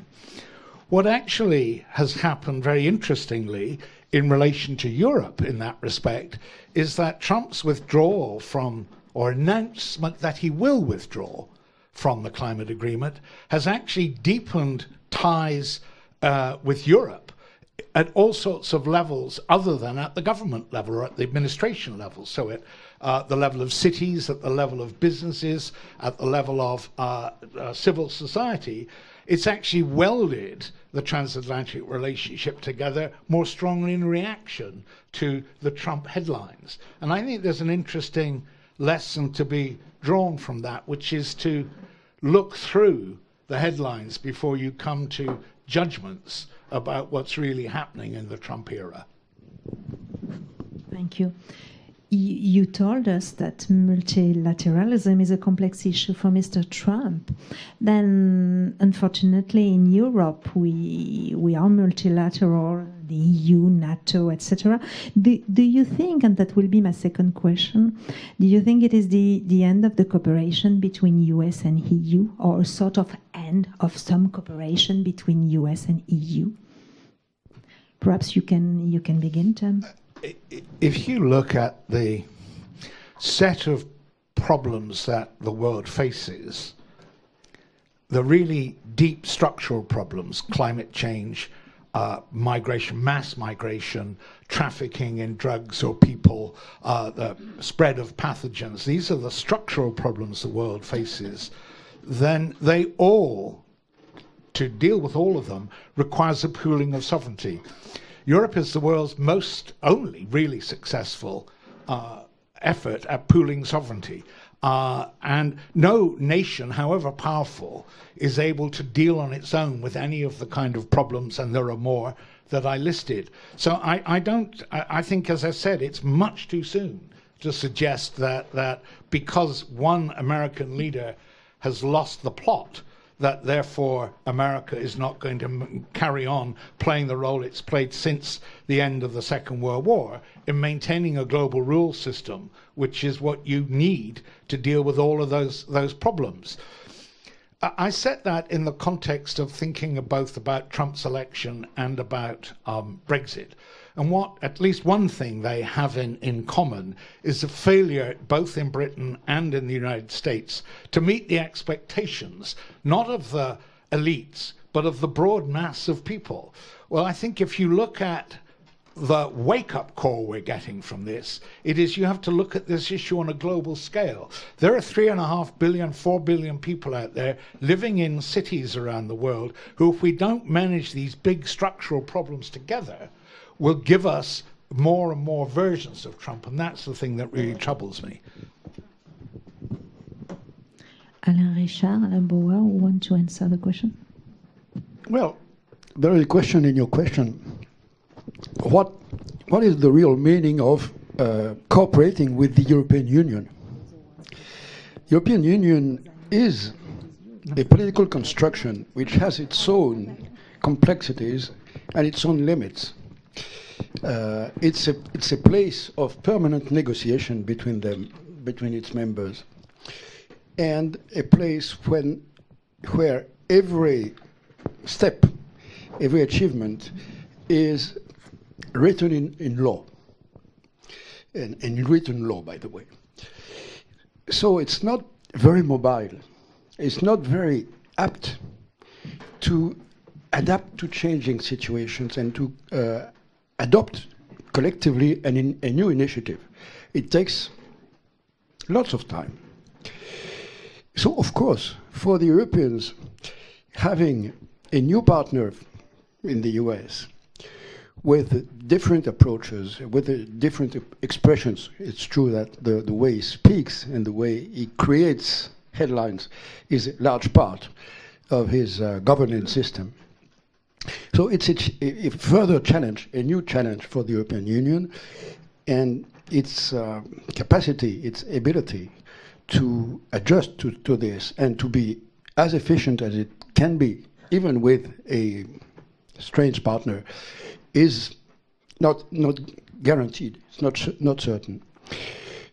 On the economic issues, I think the attacks of President Trump against the free trade and the commercial or trade agreements is not impressing much the EU because of this rhythm question. For the EU, discussing and creating a trade agreement has a step of time, which is basically one decade. In 2-3 years, you don't achieve anything. So, of course, President Trump can be re-elected, and his print on power and policies can be deeper than it is now. But I think the risk of a real deterioration of the trade relations and the exchange relations between the US and the EU is not very deep. And as Anna was saying, actually the difficult factors, the deteriorating factors existed already before. I mean, the problem of American rules being exported and realizing sanctions, very high sanctions on European companies, for instance, it's going on, but it started years and years ago. So certainly, the European Union, even with political disputes like the ones with Polish friends, can have some obstacles in its way forward, but it's certainly solid enough and stable enough to remain at the same level of economic might and economic influence towards the rest of the world. In defense and strategy, I wouldn't be so certain, because on this field, anyway, European Union is a weak partner and is reaching common decisions very slowly and very rarely, by the way. Yes, to follow what has been said by my two panelists before me. First, on intelligence, multilateralism doesn't exist. It will never. The idea of European FBI and other very strange cultural and mediatic ideas that sometimes one spy will discuss with more than one other spy to share one information is a pure hallucination. But maybe cannabis has been legalized in other parts of Europe that I don't know. A very good one. So it will never happen. We can have task force that exists. Alliance based against Al Qaeda was a very successful cooperation between 5 states, not 27, not 25, not 32, not who knows. And we will not have a Europol of intelligence, but we can have cooperation with 2 partners and maybe a little more on very specific occasions. And this is the history of spying, and this will be the history of spying for the decades and century and millennium to go. Because intelligence is something that needs a lot of confidence and trust, and you cannot trust more than 3 spies, including one that is dead. On defense, as Anna told, the European Union of Defense has been killed 64 years ago. It's dead. So NATO exists, and this is a big issue, and we need to care a lot about NATO, including with some of partners that are in NATO but not in the European Union, like Turkey or the Ottoman Empire, for those who have a cultural idea of what's happening in Turkey at this moment. We have a big issue with NATO. We don't have a lot of discussions to have with defense in the European Union. We have a good deal with Great Britain.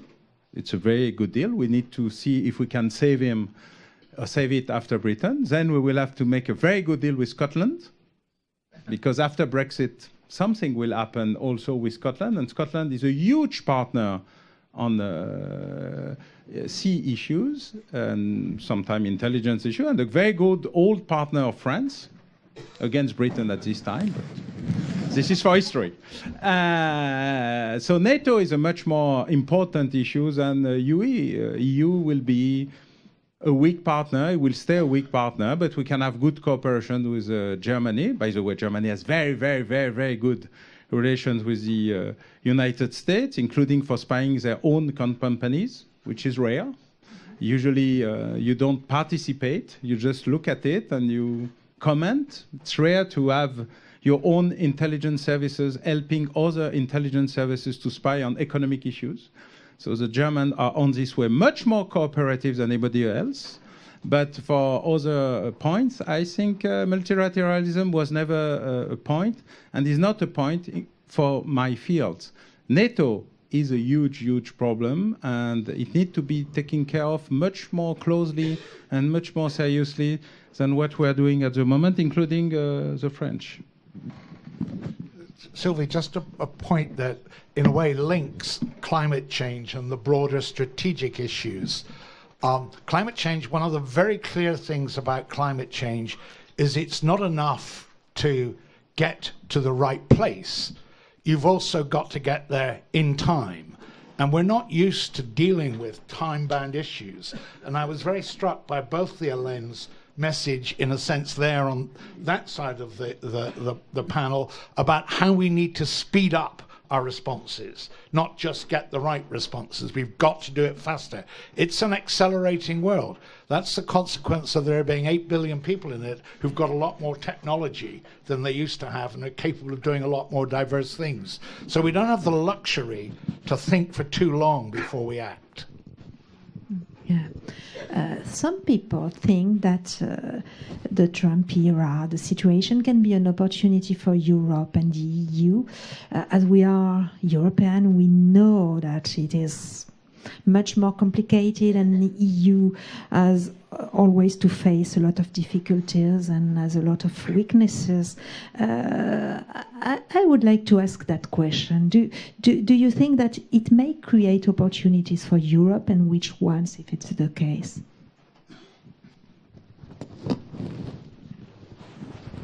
First, I think Donald Trump will do something very useful for not Europe, NATO, and Europe, and every country in Europe, which you will have to pay for your own defense. If you have to pay for your own defense, you have to review the whole budget issue, which is we'll take money from defense spending to do something else, because defense is a non-essential spending. It's not anymore. Second, when you discuss with President Putin about what happened after the collapse of the Berlin Wall, he usually reminds that Russia tried to be a good partner with the West, all the West. And we have the choice of responding to the offer or trying to destroy Russia because we fear it so much for so long that we didn't want it to be there afterwards. And so we choose by weakness or by will, I don't discuss this issue, to participate in the pillage of Russia, and they had a long time to recover, and now they said you are not a good partner, but they are a partner. They are a partner on oil and gas issue, and this is a strategic problem for most of Europe, not totally us, but a part of us. We have a lot of investment projects that are not only economic but strategic. They are diplomatics.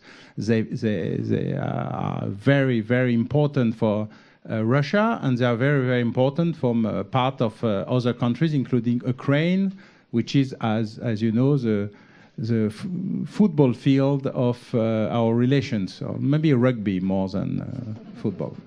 Then we have China. China is opening ways, roads, and reopening good old roads that existed before, China Empire, not only the China Republic. And this will be a very important choice to know exactly what we do and what we deal with China, despite the position or the opposition of the United States. And we have one example that will be very important to look at, which is North Korea. North Korea is exactly at the middle of how important it is for China to be a member in goodwill of the international community, how we deal with extension of nuclear weapons, and not only in North Korea, how we deal with China as a good partner and not only as a dominant partner. And as Jean-Yves Le Drian said yesterday with the Chinese community, business community in Paris, it's good to be win-win only if there's not only one that wins twice. Yes. What could be the opportunities for the EU? I don't see any of them in strategic issues, for the reasons we have already described. There may be opportunities in economic world relations. President Trump has reduced the potential trust in the American policy and the American choices in the near future in terms of stability and visibility of economic relations. I was striking, especially in Asia, of course, when President Trump very quickly, very soon in his mandate, decided to stop the discussions for a large trade agreement over the Pacific between some in the American hemisphere, and most of the Asian economic powers. The opportunity has been, of course, taken by the Asian nations who decided to maintain the discussions and try and reach a large, of course less large, but still a very large trade agreement between them, and also with Canada and Mexico, by the way. So, as a reliable and stable partner in trade agreements, Europe can become a more pivotal partner for the other big economic pole in the world, which is Asia. There can be some opportunities, and we are rather good at it. I mean, Europe has shared sovereignty on negotiating and achieving economic agreements for the last 60 years. So we can manage these situations, so there can be opportunities. But when I look at the strategic issues, the main question is about NATO. And maybe we could elaborate a little more on it.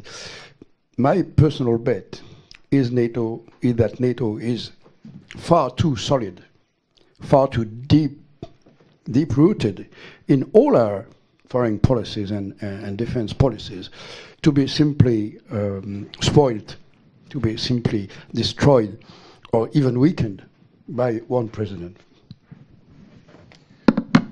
I think if there's one possibly good thing that could come out of the Trump administration, it is to wake Europe up to the need to take more responsibility for its own defense. I think if that happens, that would be a very beneficial outcome. When I look at advantages or what opportunities there are for Europe, there are two really. Economic, if I can specify the economic opportunities more precisely in relation to the field I know best, which is in climate change. Either we build a low carbon economy globally, everywhere, we get to carbon neutrality by around about the middle of the sense in the global economy, or we enter an era in which current levels of instability will begin to look very, very pleasant indeed compared to what we'll be living with. So there's an imperative to build that low carbon economy. What Trump is doing is, in effect, taking America out of the race to be a partner in building that economy, and the opportunity for Europe is to make a much stronger alliance with China in developing that opportunity-driven prospect for tackling climate change, building the linkages around that. So there is a real economic opportunity, but Europe has to get a bit better at doing things together than it's currently been if it's to take it. But the second piece is a bit subtler, Sylvie, I think, is this. As I said earlier, Europe is the world's only really successful experiment in sharing sovereignty, but there are other places that are trying to do that. As you look at a world in which America is withdrawing from the role of being, as it were, the foundation for a global rules system, and you worry about whether China is ever going to take on global responsibilities in a way, then it seems to me it's very much to Europe's advantage to do what it can with Mercosur, with ASEAN, with the African equivalents, to strengthen them, not just for the economic reason, but for the political reason that if they become stronger, you get a more stable, a more multipolar world. If they can learn some of the lessons we've learned, and we haven't learned them all very easily, we've learned a lot of them rather painfully, about why cooperation, why pooling of sovereignty leads to prosperity and security and stability. Yeah, well, thank you for the answer. You use the verb can and not will. I know that because you are not a medium, but I may ask you three, what do you think may be the risks and the weaknesses Europe may have to confront to achieve something in that period of opportunities for her? Is it political will? It is financial means? Other factors, other issues? I'm the politician here. So I can tell you, the main risk is democracy. It's very difficult to share sovereignty, to realize common decisions, very demanding and sometimes very risky in their results. When you are under the permanent and very vigilant scrutiny of your media, your social networks, and your citizens, who are very frequently opposed to what you envisage, what you prepare. So the problem of the European Union, and we have experimented this in France, especially a dozen years ago, is that we are always faced with serious skepticism and serious preventions of large parts of our citizenry against any change, and especially potentially painful changes. So let's take the issue of climate. The tools with which we are going to deal with climate are regulation, taxes, decisions to ban or to impede some behaviors, some activities, and the rest. All this is provoking oppositions. And when you have 27 democracies with their own political rhythm, all their own coalitions, their own dates for elections, it's always tricky to get a common decision to which people stick and that you can actually achieve and realize. So this is going to remain our problem. And of course, we have a deep challenge of leadership, be able to convince and to take people with us when we take decisions like, making any fossil fuel either much more expensive and then formally banned is shaking the lives of tens of millions of people in our continent. So it's not going to be an easy walk. So we'll have this weakness. The Chinese don't have it. They're lucky for theirs. But if you look at China, how it has evolved in the last 3 or 4 decades, you remember that in any dictature, there is a public opinion. And the particularity of this dictatorship is to be much subtler, much more skilled to get in touch with their public opinion and to make compromises with it. So we can understand each other, but they have less of handicap than we have. I agree with quite a lot of what Alain's just said about the difficulty of democracy. As Winston Churchill pointed out, it's the worst form of government bar all the others.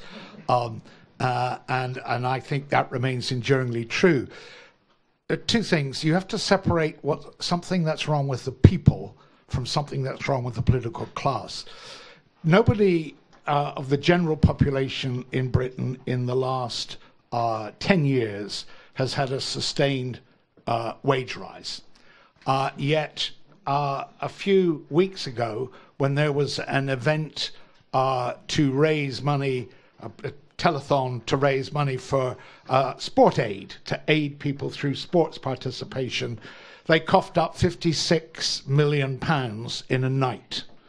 And just before Christmas, when they were asked to join the Children in Need effort, those same people who'd not had a wage rise in over a decade coughed up £30-odd million. So if you lose faith in the people, you definitely have lost in a democracy. And that points to me to a major failure of the political class. And what lots of us have taken, in the rest of the world, have taken inspiration from France for, is the way Macron broke through that. Now, it's early days. We haven't got there yet. Nevertheless, what it demonstrated was that the people can get it right. So don't give up on the people. I look at the argument Alain just said about China and about the advantages China had, and it's an argument you hear a lot. Here's the challenge for the Communist Party, which is kind of China, but is not all of China. If the Communist Party wants to retain power, it better make sure the rest of the world succeeds, or it won't be able to bribe the Chinese people to leave it in power. So there's a complicated equation for them to work out. And we've seen that when the people, as Alain said, when the people in China rebelled against not being able to breathe the air, it provoked a very strong response, which is actually benefiting the climate as well. So I think it's important to identify what are the political problems and separate them from the institutional economic problems and be clear which ones we have to solve. As usual, to follow what has been said, I think we first need to create our own cultural gap and stop with our usual Western arrogance on trying to make the other people being what we want them to be and not what they are. That will create us some rest. We had a long imperial and colonial history. I don't think what stays with it is a great example for the future. It has its own good, and it has a long of real bad. And what we are rediscovering today begins in Europe when Yugoslavia exploded, which means when somebody opened the congelator and everything melt. Everything melt because we are rediscovering something we totally forgot: faith, nation, and borders. I'm sorry to tell you that those three things still exist, and they are important for what we call the people. And whatever they do, democratically inside or outside, inside a market communism or inside capitalism, which is the other way of market communism with elections, you have a place for democracy in China, which is inside the Communist Party. You have struggles. You have lines, you have wars, you have people getting from what we call hard lines, middle lines, open, liberals, and sometimes we are very surprised on who are the real liberals and who are they not, because they are not really what we choose them to be, but what they are because they have their own issues. So my point is, we don't have to think about what Europe can or what Europe will. Europe can not a lot and will not a lot. But a lot of countries inside Europe can be leaders of a move. I think it will be a bilateral move as usual, but this move will create a coalition of will because, yes, we want to buy China product and we want China to buy some of our products. But it cannot be only a market issue. Michel Rocard, who was my boss and a good friend of Alain Richard, wrote a book 50 years ago which was called The Common Market Against Europe, Le Marché Commun contre l'Europe. This book was premonitory. It said you cannot build Europe only on free trade. If you don't have a will, if you don't have a common democracy, if you don't have people getting in it, just free trade will be nothing. And this is something Brexiter doesn't get in, because they are trying to stay on free trade, but nothing else, which exactly will be their failure, because it's exactly what failed every time else. And we're on the beginning of another economic crisis, financial crisis. And the last one, 2008, was just for kids. We constructed more weapons to destroy our own economy this time than last time. Not only with fake money that we are creating every day in billions, not only with crypto monies, which is the next operation. I mean, the biggest crook of the world was the guy who created Bitcoin. It's a concept. Not the blockchain. Blockchain is a good way of doing accounting. But the currencies that suddenly get 10 times its values and be reduced by 50% in a few days before crashing or recreating, we are all looking at the next destruction on what is free trade. Free trade cannot work without regulation. And what are the states doing? Destroying regulation for better free trade, which is destroying free trade. So the main issue with Europe is a common values that may help some leading countries to suddenly choose to do more Europe than less Europe. And as you said, Macron is a surprise, not because he's the one that is elected in the middle of nowhere like Giscard d'Estaing. He's the one that went being a very good Euro progressist, being Euro willing, explaining why Europe is good, explaining why it will change the economy, explaining why getting some money is not bad, explaining that it will modify work relations and regulations to make people better able to make more money, which was exactly what was explained 3 months ago as the end of all these old ideas, because it will be National Front, extreme left, or who knows what. Nothing happens the way we want it to be. And by the way, we need not to underestimate Donald Trump.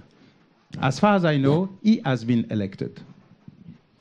Thank you very much.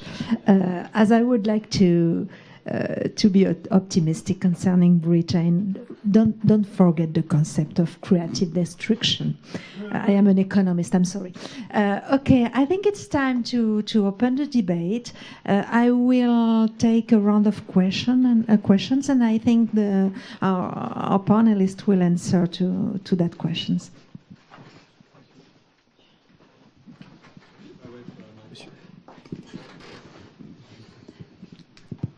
Yeah, hi, Christopher Dickey with the Daily Beast and NBC News. One word I haven't heard here, Russia. Nobody's talking about Russia. Everybody in the United States, or at least in Washington, is talking about Russia for obvious reasons. And in much of Eastern Europe, and much of Europe, but much of Eastern Europe, we see growing Russian influence, some of it obvious, necessary, some of it covert, some of it very aggressive. But we're not discussing it here, so I just thought I'd throw that into the mix. The other idea I would throw into the mix is that I interviewed the former CIA chief and Secretary of Defense, Bob Gates, back in early 2016.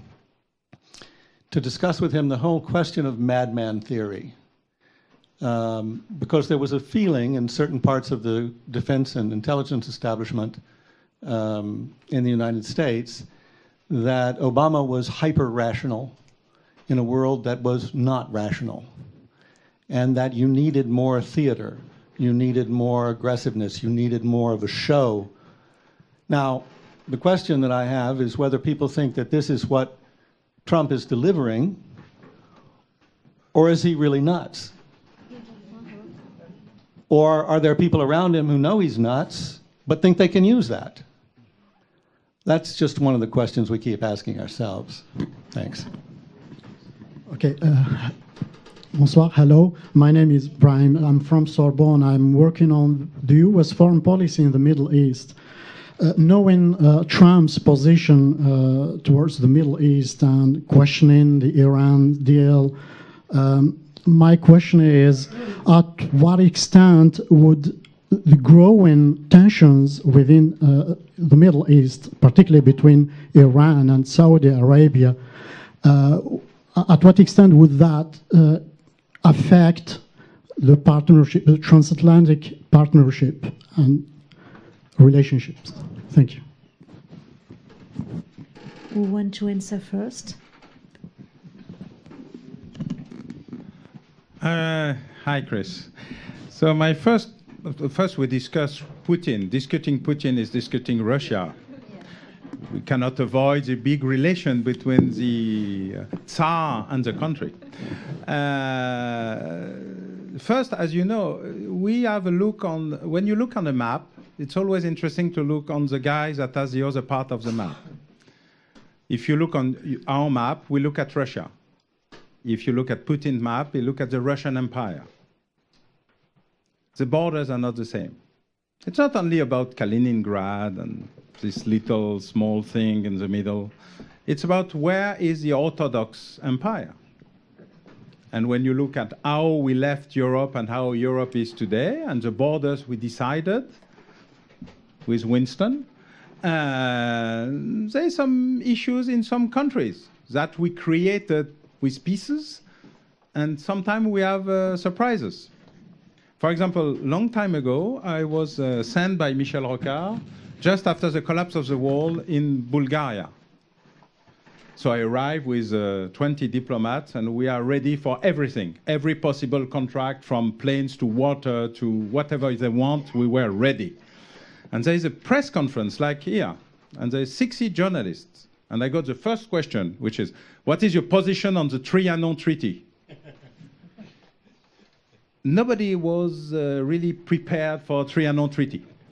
I tried to remember my third grade or sixth grade. I tried to remember my lectures in history, and being totally unable to do anything interesting and diplomatic, I tried my best move, which was whatever has the bad consequences of the Trianon Treaty for the Bulgarian people, I condemn them. And the next day I was a hero. People were kissing me in the streets. I had the front page of the national newspaper because I suddenly understood that Trianon Treaty was the most important thing for Bulgarian people in 1990. Which is almost 100 years after, 80 years.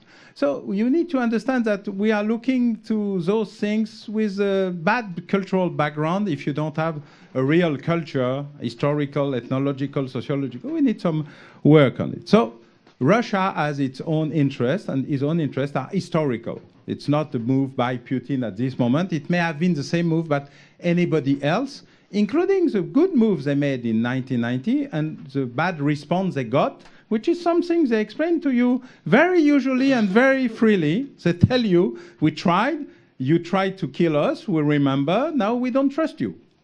Because you were weak or you were willing. On those 2 points, we cannot discuss with you. So, that's the first point. About the madman, when was the world rational?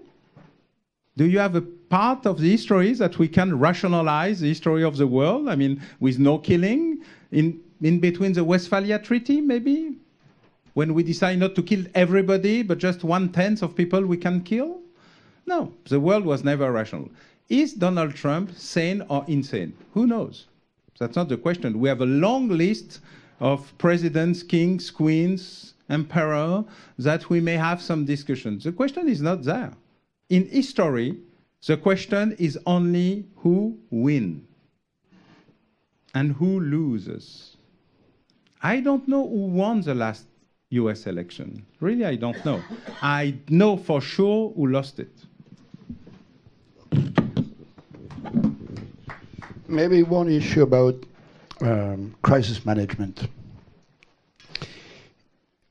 I'm not sure we are faced with real loss of trust or real loss of cooperation in crisis management with the new administration.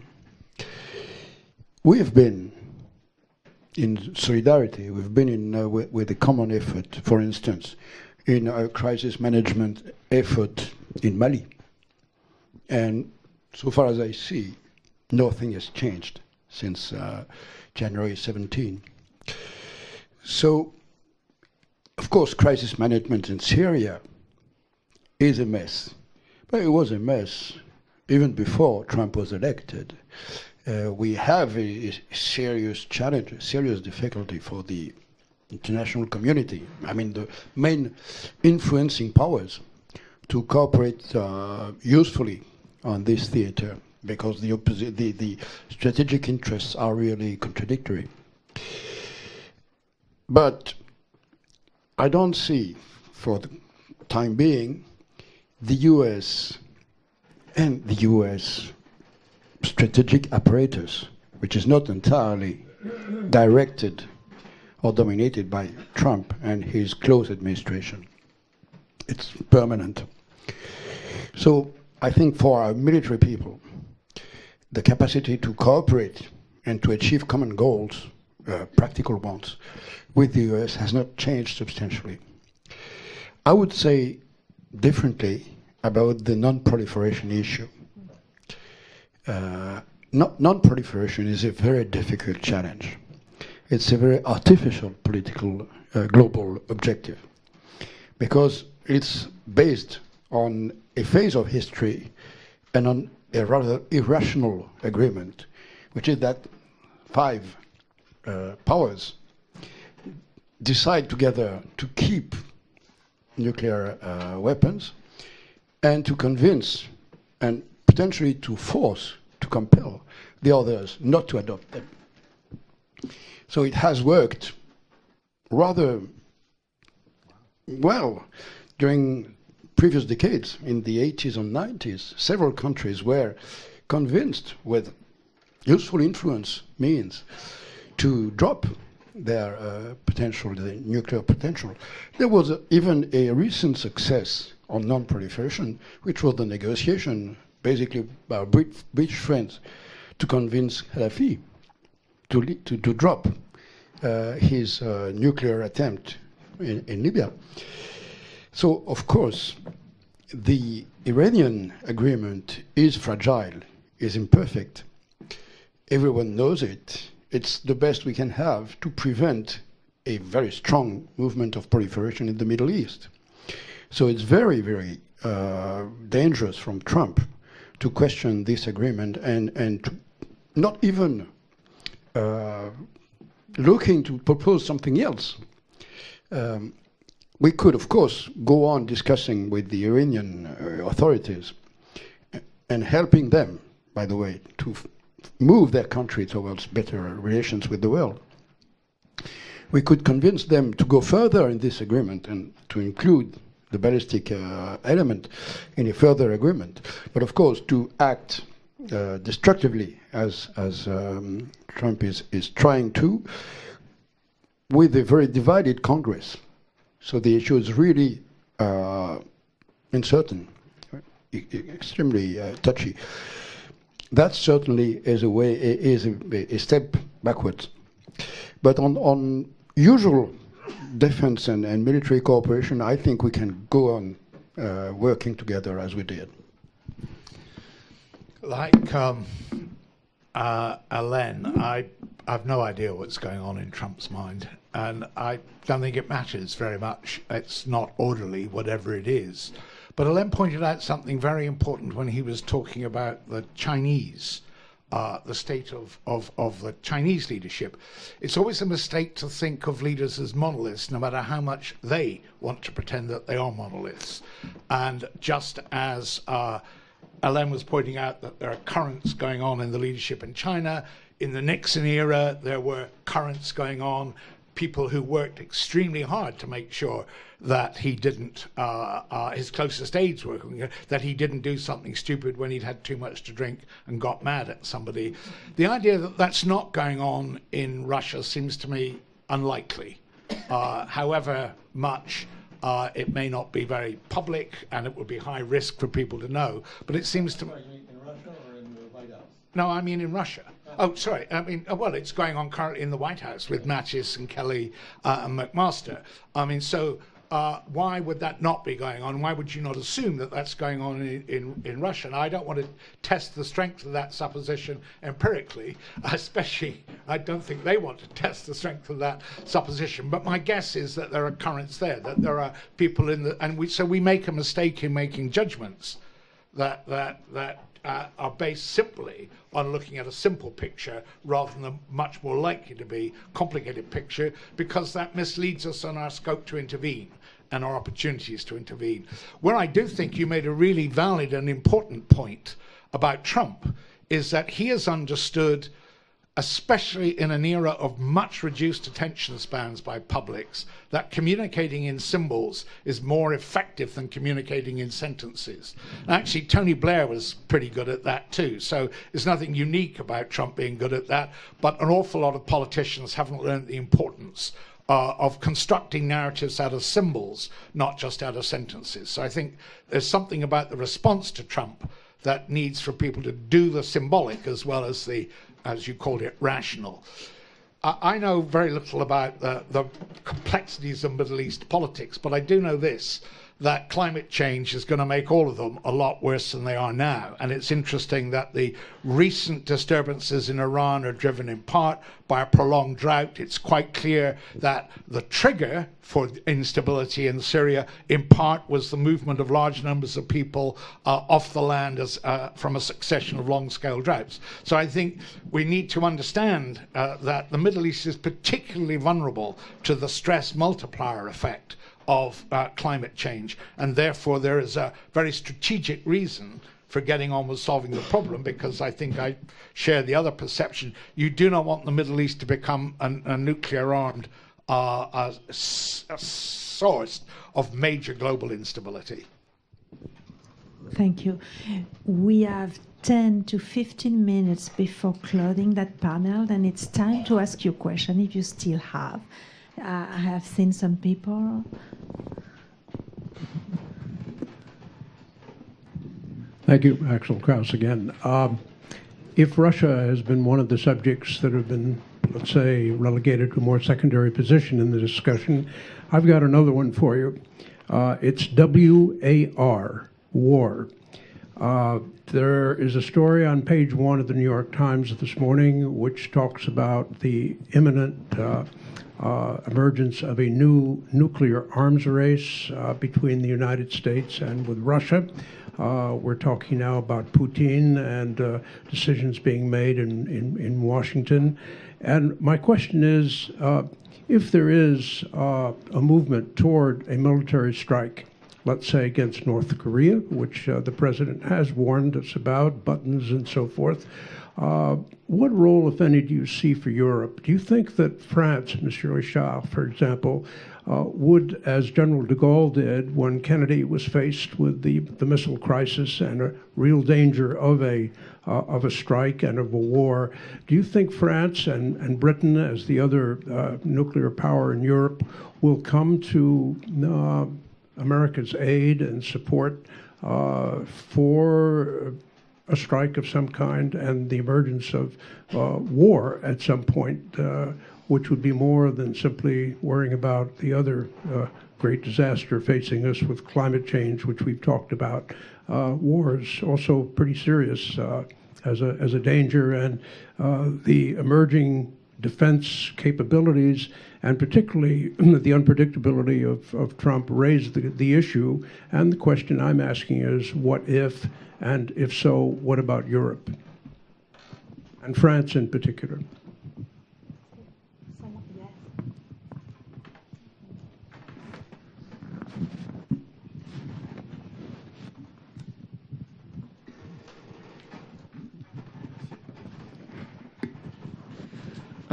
Thank you very much for your panel. My question mainly concerns the coming, what many scientists call the fourth industrial revolution, which is quite a concern, and a lot of people are starting to see that as this fourth industrial revolution threatens a lot of jobs, including, for maybe the first time in history, very qualified labor, such as law clerks, for example, and the creation of monopolies, most of them being American. We can talk about Alphabet, we can talk about Amazon, Facebook,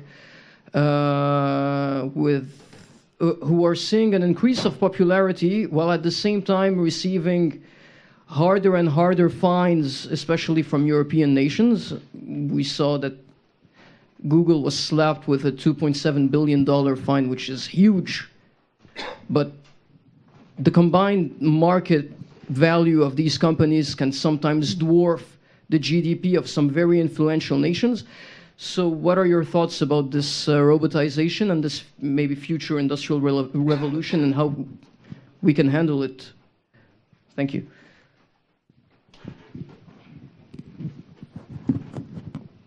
Is there any other questions? The last one? No? Okay, then who want to answer first, Tom? Please. There is another one. I wonder what you think about the role of the civil society and also the outcome of the next midterm elections. Let me take that a question about the fourth industrial revolution first. One of the primary sources of our current discontents is we managed to somehow achieve globalization of opportunity and not accompany it with globalization of responsibility. And so we built the gateways for capital to flow and let economies prosper, but we didn't build the gateways to create the regulation, as Alan was saying earlier, that you need to make sure that capitalism works. And I think that lesson still applies, and I share a lot of the fears and concerns that underlay your question. There is in parts of the West Coast and elsewhere this idea that somehow technology can solve the world's problems without governments. I think that's a fantasy, not the least, because all of that technology relies on reticulated networks that are extremely vulnerable to disruption by chaotic circumstances. And so that technology and all of its possibilities can evaporate pretty damn quickly if you don't maintain broader social stability. And that relates, in my mind, to the question that was asked about civil society. What governments can do is provide authority for big decisions that are needed to manage the opportunities that are created by technology development. So you need good government to do that. What business does is to create the capability that allows you to have a fourth industrial revolution, allows you to build a low carbon economy. What civil society does is create the legitimacy for the authority to be used and for the capability to be used. Now, we have so far relied on a representative democracy in its traditional 19th, 20th century form to make that connection between civil society and government in particular. I think that's under real threat. The Conservative Party, 35 or 40 of whose MPs are taking Britain out of the EU, has 70,000 members. That's less than the membership of Friends of the Earth in Britain. I think that raises really profound questions about the legitimacy, and the kind of responses we're seeing a bit in Trump, I think, are suggesting there is an appetite in the public to do more than simply fight on single issues. But right now, there are no vehicles for that. So there's something missing in the equations we need to solve the problems of the future, which is something missing the legitimacy that civil society properly activated can provide. Yes, a few words about war. This country, whoever is its leader, is deeply faithful to the Atlantic Alliance. Even when our political vocabulary is skeptical about some aspects of the alliance, most of the establishment in this country, and a large part of society, of the opinion, is sharing the values and the main common interests in security. So, of course, it's an issue for our president and our nation as a whole to look at the best or the less bad tools to prevent North Korea to become an official and full-fledged nuclear power. But the area of the alliance is America and Europe, not Asia. So if we are faced with, which is the case right now, with a deepening threat of conflict over the North Korean nuclear armament, we will discuss and we will look together at the best tools to prevent it. I don't think our country will favor any military solution, as most Europeans I can think of. So if President Trump thinks that this can be a useful method, a useful strategy, we'll have enormous lots of persuasion to offer to convince anyone in the developed world, especially in Europe, that this is the right strategy. It doesn't mean that we accept easily the change of status of North Korea,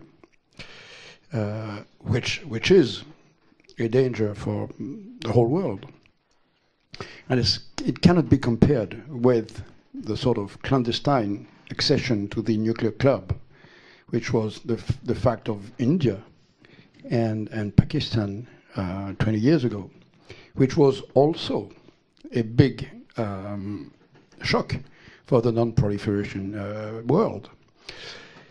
But if you ask my bet, I think that most partners of the US and a large part of the US strategic establishment will consider that that economic and political pressure are the right tools, the right instruments, and that any kind of strike is counterproductive.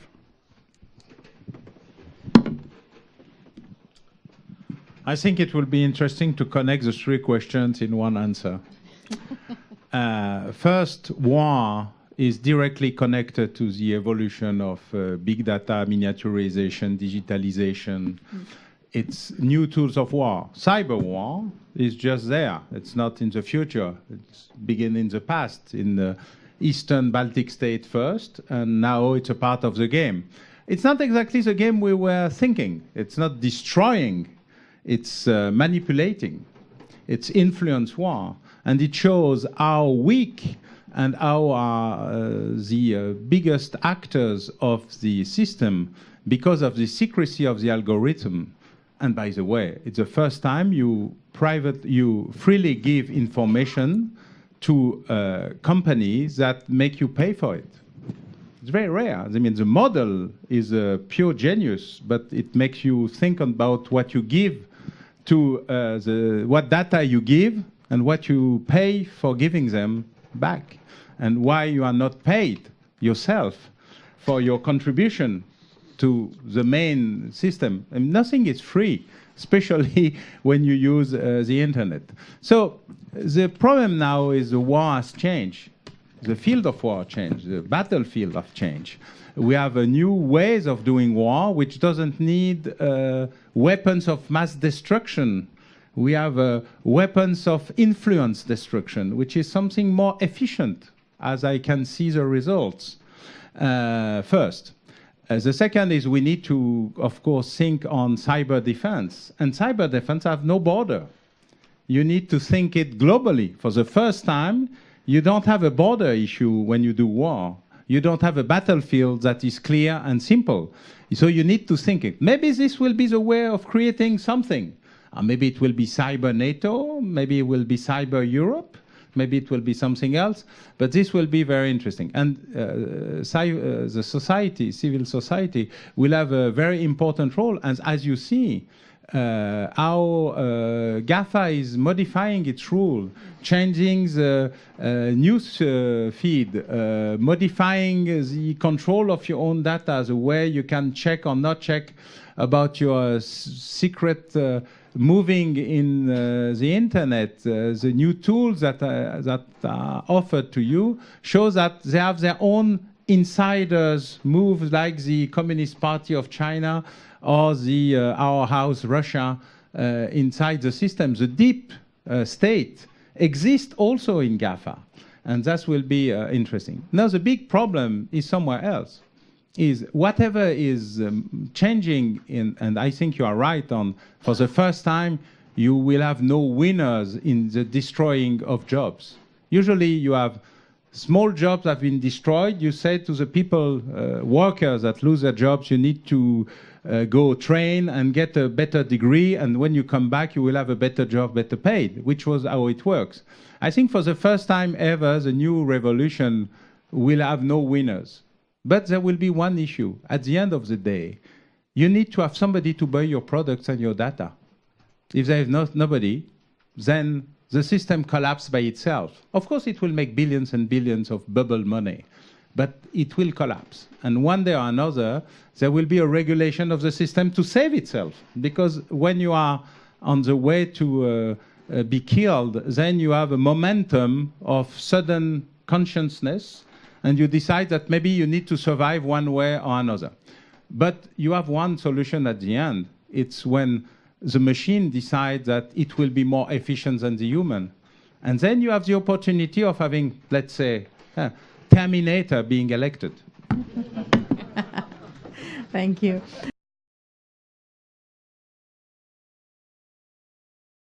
We are running out of time.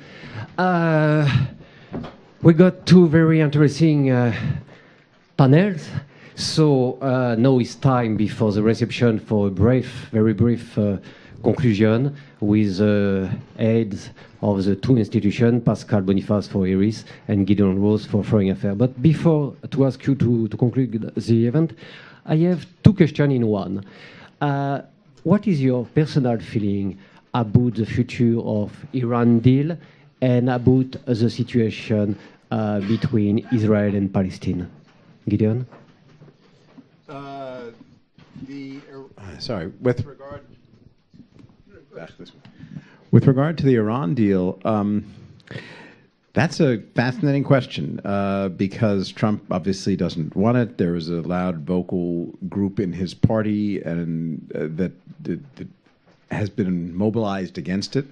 But the entire foreign policy establishment, or that's not true, most of the foreign policy establishment supports it, and most of the other actors outside the United States supports it. So you have this rhetorical game in which every time he promises to do something and then people tell him not to do it, and you never know what's going to happen. I mean, I would say the Iran deal would persist, but then I never in a million years believed that they would move the embassy to Jerusalem, because that's exactly the same thing. Something everybody always promises because there are domestic constituencies that want it. Something that every sane foreign policy person knows is idiotic because it prejudges the outcome of the final status talks and makes the situation even worse. And so something you always promise and then abandon. The thing with Trump is he made every promise in the book and has abandoned many of them, but some he's kept to. So what we're all basically watching is to see which ones he keeps and which ones he doesn't. And it's not a question of him, because he sort of would love to keep all of them and doesn't even understand the issues involved, really, but is impulsively compelled to keep his promises in one sense and to play to hit the constituencies that he cares about. So the question comes down to, will he, the cage and the beast inside, and that's the institutional question. We saw, after the financial crisis, we've had stress tests of financial institutions and banks and so forth. And what we are seeing now is a stress test of American constitutional democracy on the one hand, and a stress test of international institutions in terms of the international liberal order, which basically, listening to that last panel, it was both encouraging and depressing. Encouraging to be reminded that there are still places where adults discuss serious issues in rational, calm ways with constructive solutions and high level of knowledge and reason. And humiliation that the United States and its problems was the sort of source of much of the discussion, and then okay, what are we going to do with the problem child? For us to be the problem, I'm a proud member of the American foreign policy establishment and have to sort of accept that we are now the problem child, that everybody else is basically wondering, shit, how are we going to deal with this? That's humiliating, and there's nothing for it. It's deeply humiliating and depressing. But on the other hand, as everybody said, there's a lot of, what was the line? There's a lot of ruin in an empire, right? And there's a lot of institutional structure keeping things in place. And I agree entirely with Alain Richard about the military structure and keeping things in check. But again, I would just go back to the embassy move to Jerusalem. I confidently assured my staff that would never happen. As somebody who's worked on those issues inside the White House back in the Clinton years, this was one of the things you just knew you never did this. It was a promise you made but didn't do for all sorts of good reasons. The problem is you have somebody who does those things now and doesn't recognize all the reasons that everybody says not to do it, except by brute force on the other side. So we just don't know. There's going to be a lot more of this stuff, a lot more water.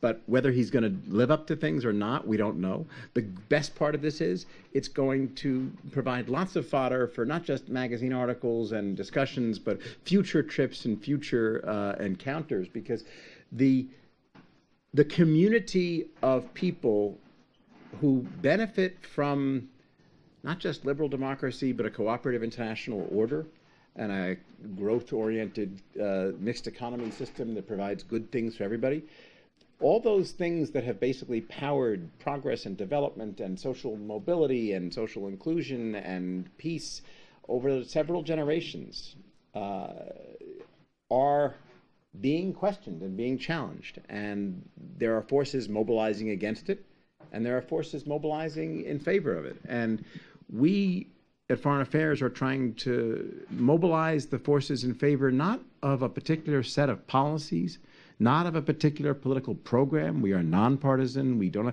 but in favor of an approach to politics and life and international relations that is based on reason and cooperation and for mutual benefit, protect the good things, advance the good things, and survive. The question the last panel started with about whether this was a moment or an era, a fad or a phase or a trend, we don't know. We don't know how the history of this period will be written by later historians. And frankly, it is fascinating and bizarre as an American to be the subject of history, right? We Americans don't really have much history. We have some history. Europe, history is what happens to other people, and you read about the great turbulent things, right? We have some little things here and there, but not that much, right? And we're very, very fortunate. We're like a little heir that sort of got, put into world leadership without too much struggle, didn't have giant big class battles, never had revolutions, never had this and that. And now we're actually in this, front and center of some bizarre experiment with not just populism, but liberal democracy and international cooperation. We don't know how it's going to be. It's fascinating to watch. We're delighted that all of you are partners in the discussion. We will continue this. It is encouraging to know that there are somehow this era looks worse the closer you are to the White House, actually, seriously. And so, for example, your confidence on Korea, Mr. Minister, I feel that in every bone of my body, but my head says the people I know closest to the discussions are scared shitless, and that is a technical term. There are people who really worry. A close friend of mine from high school on was just about to be nominated as the U.S. ambassador to South Korea. His name is Victor Cha, professor at Georgetown, longtime official in the George W. Bush administration. As hawkish a person as you could be on the sane foreign policy spectrum. He was going to, and we were delighted. And when he was appointed, I was like, oh my God, Victor, thank you. We want good people to go in. And I said, look, you have one responsibility: avoid nuclear war. I said, if you go in, and if we all die in a giant nuclear war, I'm going to be really pissed at you, and I'm going to hold you personally responsible. But now that you're there as our ambassador, I'm going to be very, very glad that you're not there. And I feel very good about that. Then, what happened? Literally last week, on the verge of being appointed, he backs out of the appointment, and then writes an op-ed saying, "These guys actually want to go to war with Korea," which is essentially giving up his chance of a diplomatic career, giving up the prime post that he could possibly hope to imagine receiving as an American outside official, ambassador to Korea, as a Korean, second-generation Korean, and as a hawk. And so when someone like Victor Cha is scared about a strike, it scares the crap out of me too, and other people closer to that. So this weird kind of thing, there has been a lot of similarity and constancy and consistency, and a lot of the structures are intact, and a lot of things, but things are being hollowed out, and things are being destabilized. And we don't know where this is going. We will come back to talk much more about this in future years. And the best part of this is there are all those issues that were discussed at the last panel that have nothing to do with Donald Trump, but actual real problems in the world, whether it's climate change, whether it's migration, whether it's cooperative ways to deal with the new economy, and what does the welfare state of the 21st century look like. Klaus Schwab would be delighted to hear that the fourth industrial revolution is actually a term that's being bandied about and used here. It's a big deal at Davos these days. But the concept is real, which is, will the economy generate jobs as well as sort of in the future, even in this digital economy, the way it did in the past? We just don't know. But we do know that there will be lots of wealth thrown off. We do know there'll be lots of good things that will be generated. And the question becomes, how can those things be distributed to enough people in enough places in enough ways that the whole system basically continues going forward and we don't have these revolts, right? Martin Wolf put this to me very well a few years ago when he said, the simplest way to sum it up is, in democracy, the losers get a vote too. And that's a really interesting thing, because we've had a generation or two in which we've all been pleased by the successes and the progress, and we've focused on the winners, whether it's the technology giants, whether it's the inclusive gains made to women and minorities, whether it's the cooperative thing. And you know what? Those things in a zero-sum world, there are some people who still think in zero-sum worlds, and Donald Trump and his supporters are some of them, and there are losers from those various trends. There were power structures that existed that are no longer as powerful. There are sources of wealth, sources of the economy that are not doing as well as others. And how we have to manage all that with the real problems, even when the specifics and details of the Trump phenomenon himself are gone, is the really big question. And I hope we have decades of discussions over these things going forward for how to recreate not just the Trump glorias, not just the liberal international order, but a cooperative world structure of people devoted to sort of positive gains for mutual benefit. It's a wonderful conclusion, and it's just a pity to have to speak after, because I think we have the last word. Coming back to a question, Romuald, I think that the difference between the move on the embassy and the Iranian deals, that Trump could not break himself Iranian deal. He could move by its own decision the embassy, but Iranian deal, it's with 5 or even 6 more power, and even Theresa May is against the destruction of Iranian deal. So in this way, you have Theresa May seated with Xi Jinping and Putin fighting against Donald Trump. So I think that the deal will continue. You couldn't make this up. You could not make this up. It would be bizarre, right? But on the other hand, it's not only due to the move of the embassy. I think that the two-state solution is dead. And I think that it just a bomb, because even if, in fact, the Arab government doesn't care about Palestinian, but the people in Arab world care about Palestinian, and so it's just something which will fuel hate, and but it's just something which is very dangerous for the future, not for the time being, but for the future. And just to jump on Gideon's remarks, I think that the present situation makes our concertation, makes this kind of discussion between people from the both sides of the Atlantic even more important than before, even more important than ever, because we have to keep at least a light, to keep some rationality on international relations, and not to be despair, because you have some facts which are very worrisome. But in fact, the conclusion of this discussion is, of course, Trump is very worrisome, but the institution, the men, the other states are strong enough to prevent him to do all the catastrophe he wants to do. But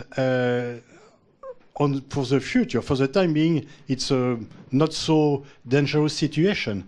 But for the near future, I think that we have a lot of warning signals.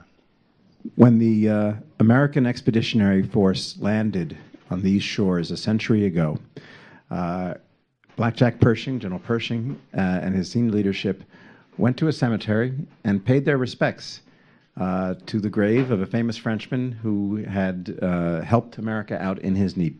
in our time of need. And the General Pershing and his staff went to Lafayette's grave, and they said, Lafayette, nous voici. You helped us in our time, we're helping you. This is a time in which we need your help. The liberal international order that we have built together in the last several generations, the pattern for a world that is based not on pure self-interest, not on pure zero-sum games, pure competition, but on cooperation for mutual benefit. We learned during the 30s and 40s that if we don't hang together, we will all hang separately, and that beggar-than-neighbor policies economically, that passing the buck in security realms doesn't work and produces disaster. And we learned that time and again and again, and so we got our act together enough to have lots of time in which we didn't actually have any major disastrous world depressions and disastrous high-level wars. Now the great challenge is, can we keep that going and bring it to a multipolar world and bring it to a new era of new technology in a new century? Or do we have to slide back into the terrible tragedies and disasters or risks of the past? And there's so much reason not to go backward that I can't believe we won't find a way forward. And frankly, even in the Middle East, in European history, when a monarch dies, we all know the king is dead, long live the king, right? If the two-state solution is dead, then long live the two-state solution, because there is no other alternative. So there's no one-state solution, and there's no permanent colony, so it has to get back. So it's just a question in this and in other areas. We've discovered a lot of the answers. We need to make them live for a new generation and come up with new technocratic and policy ways to make them democratically viable. But it can be done. Our predecessors did it, our parents and grandparents did it, and it's our job to do it for this generation and future generations so that we can keep the good balls rolling forward. With that, thank you all. Thank you.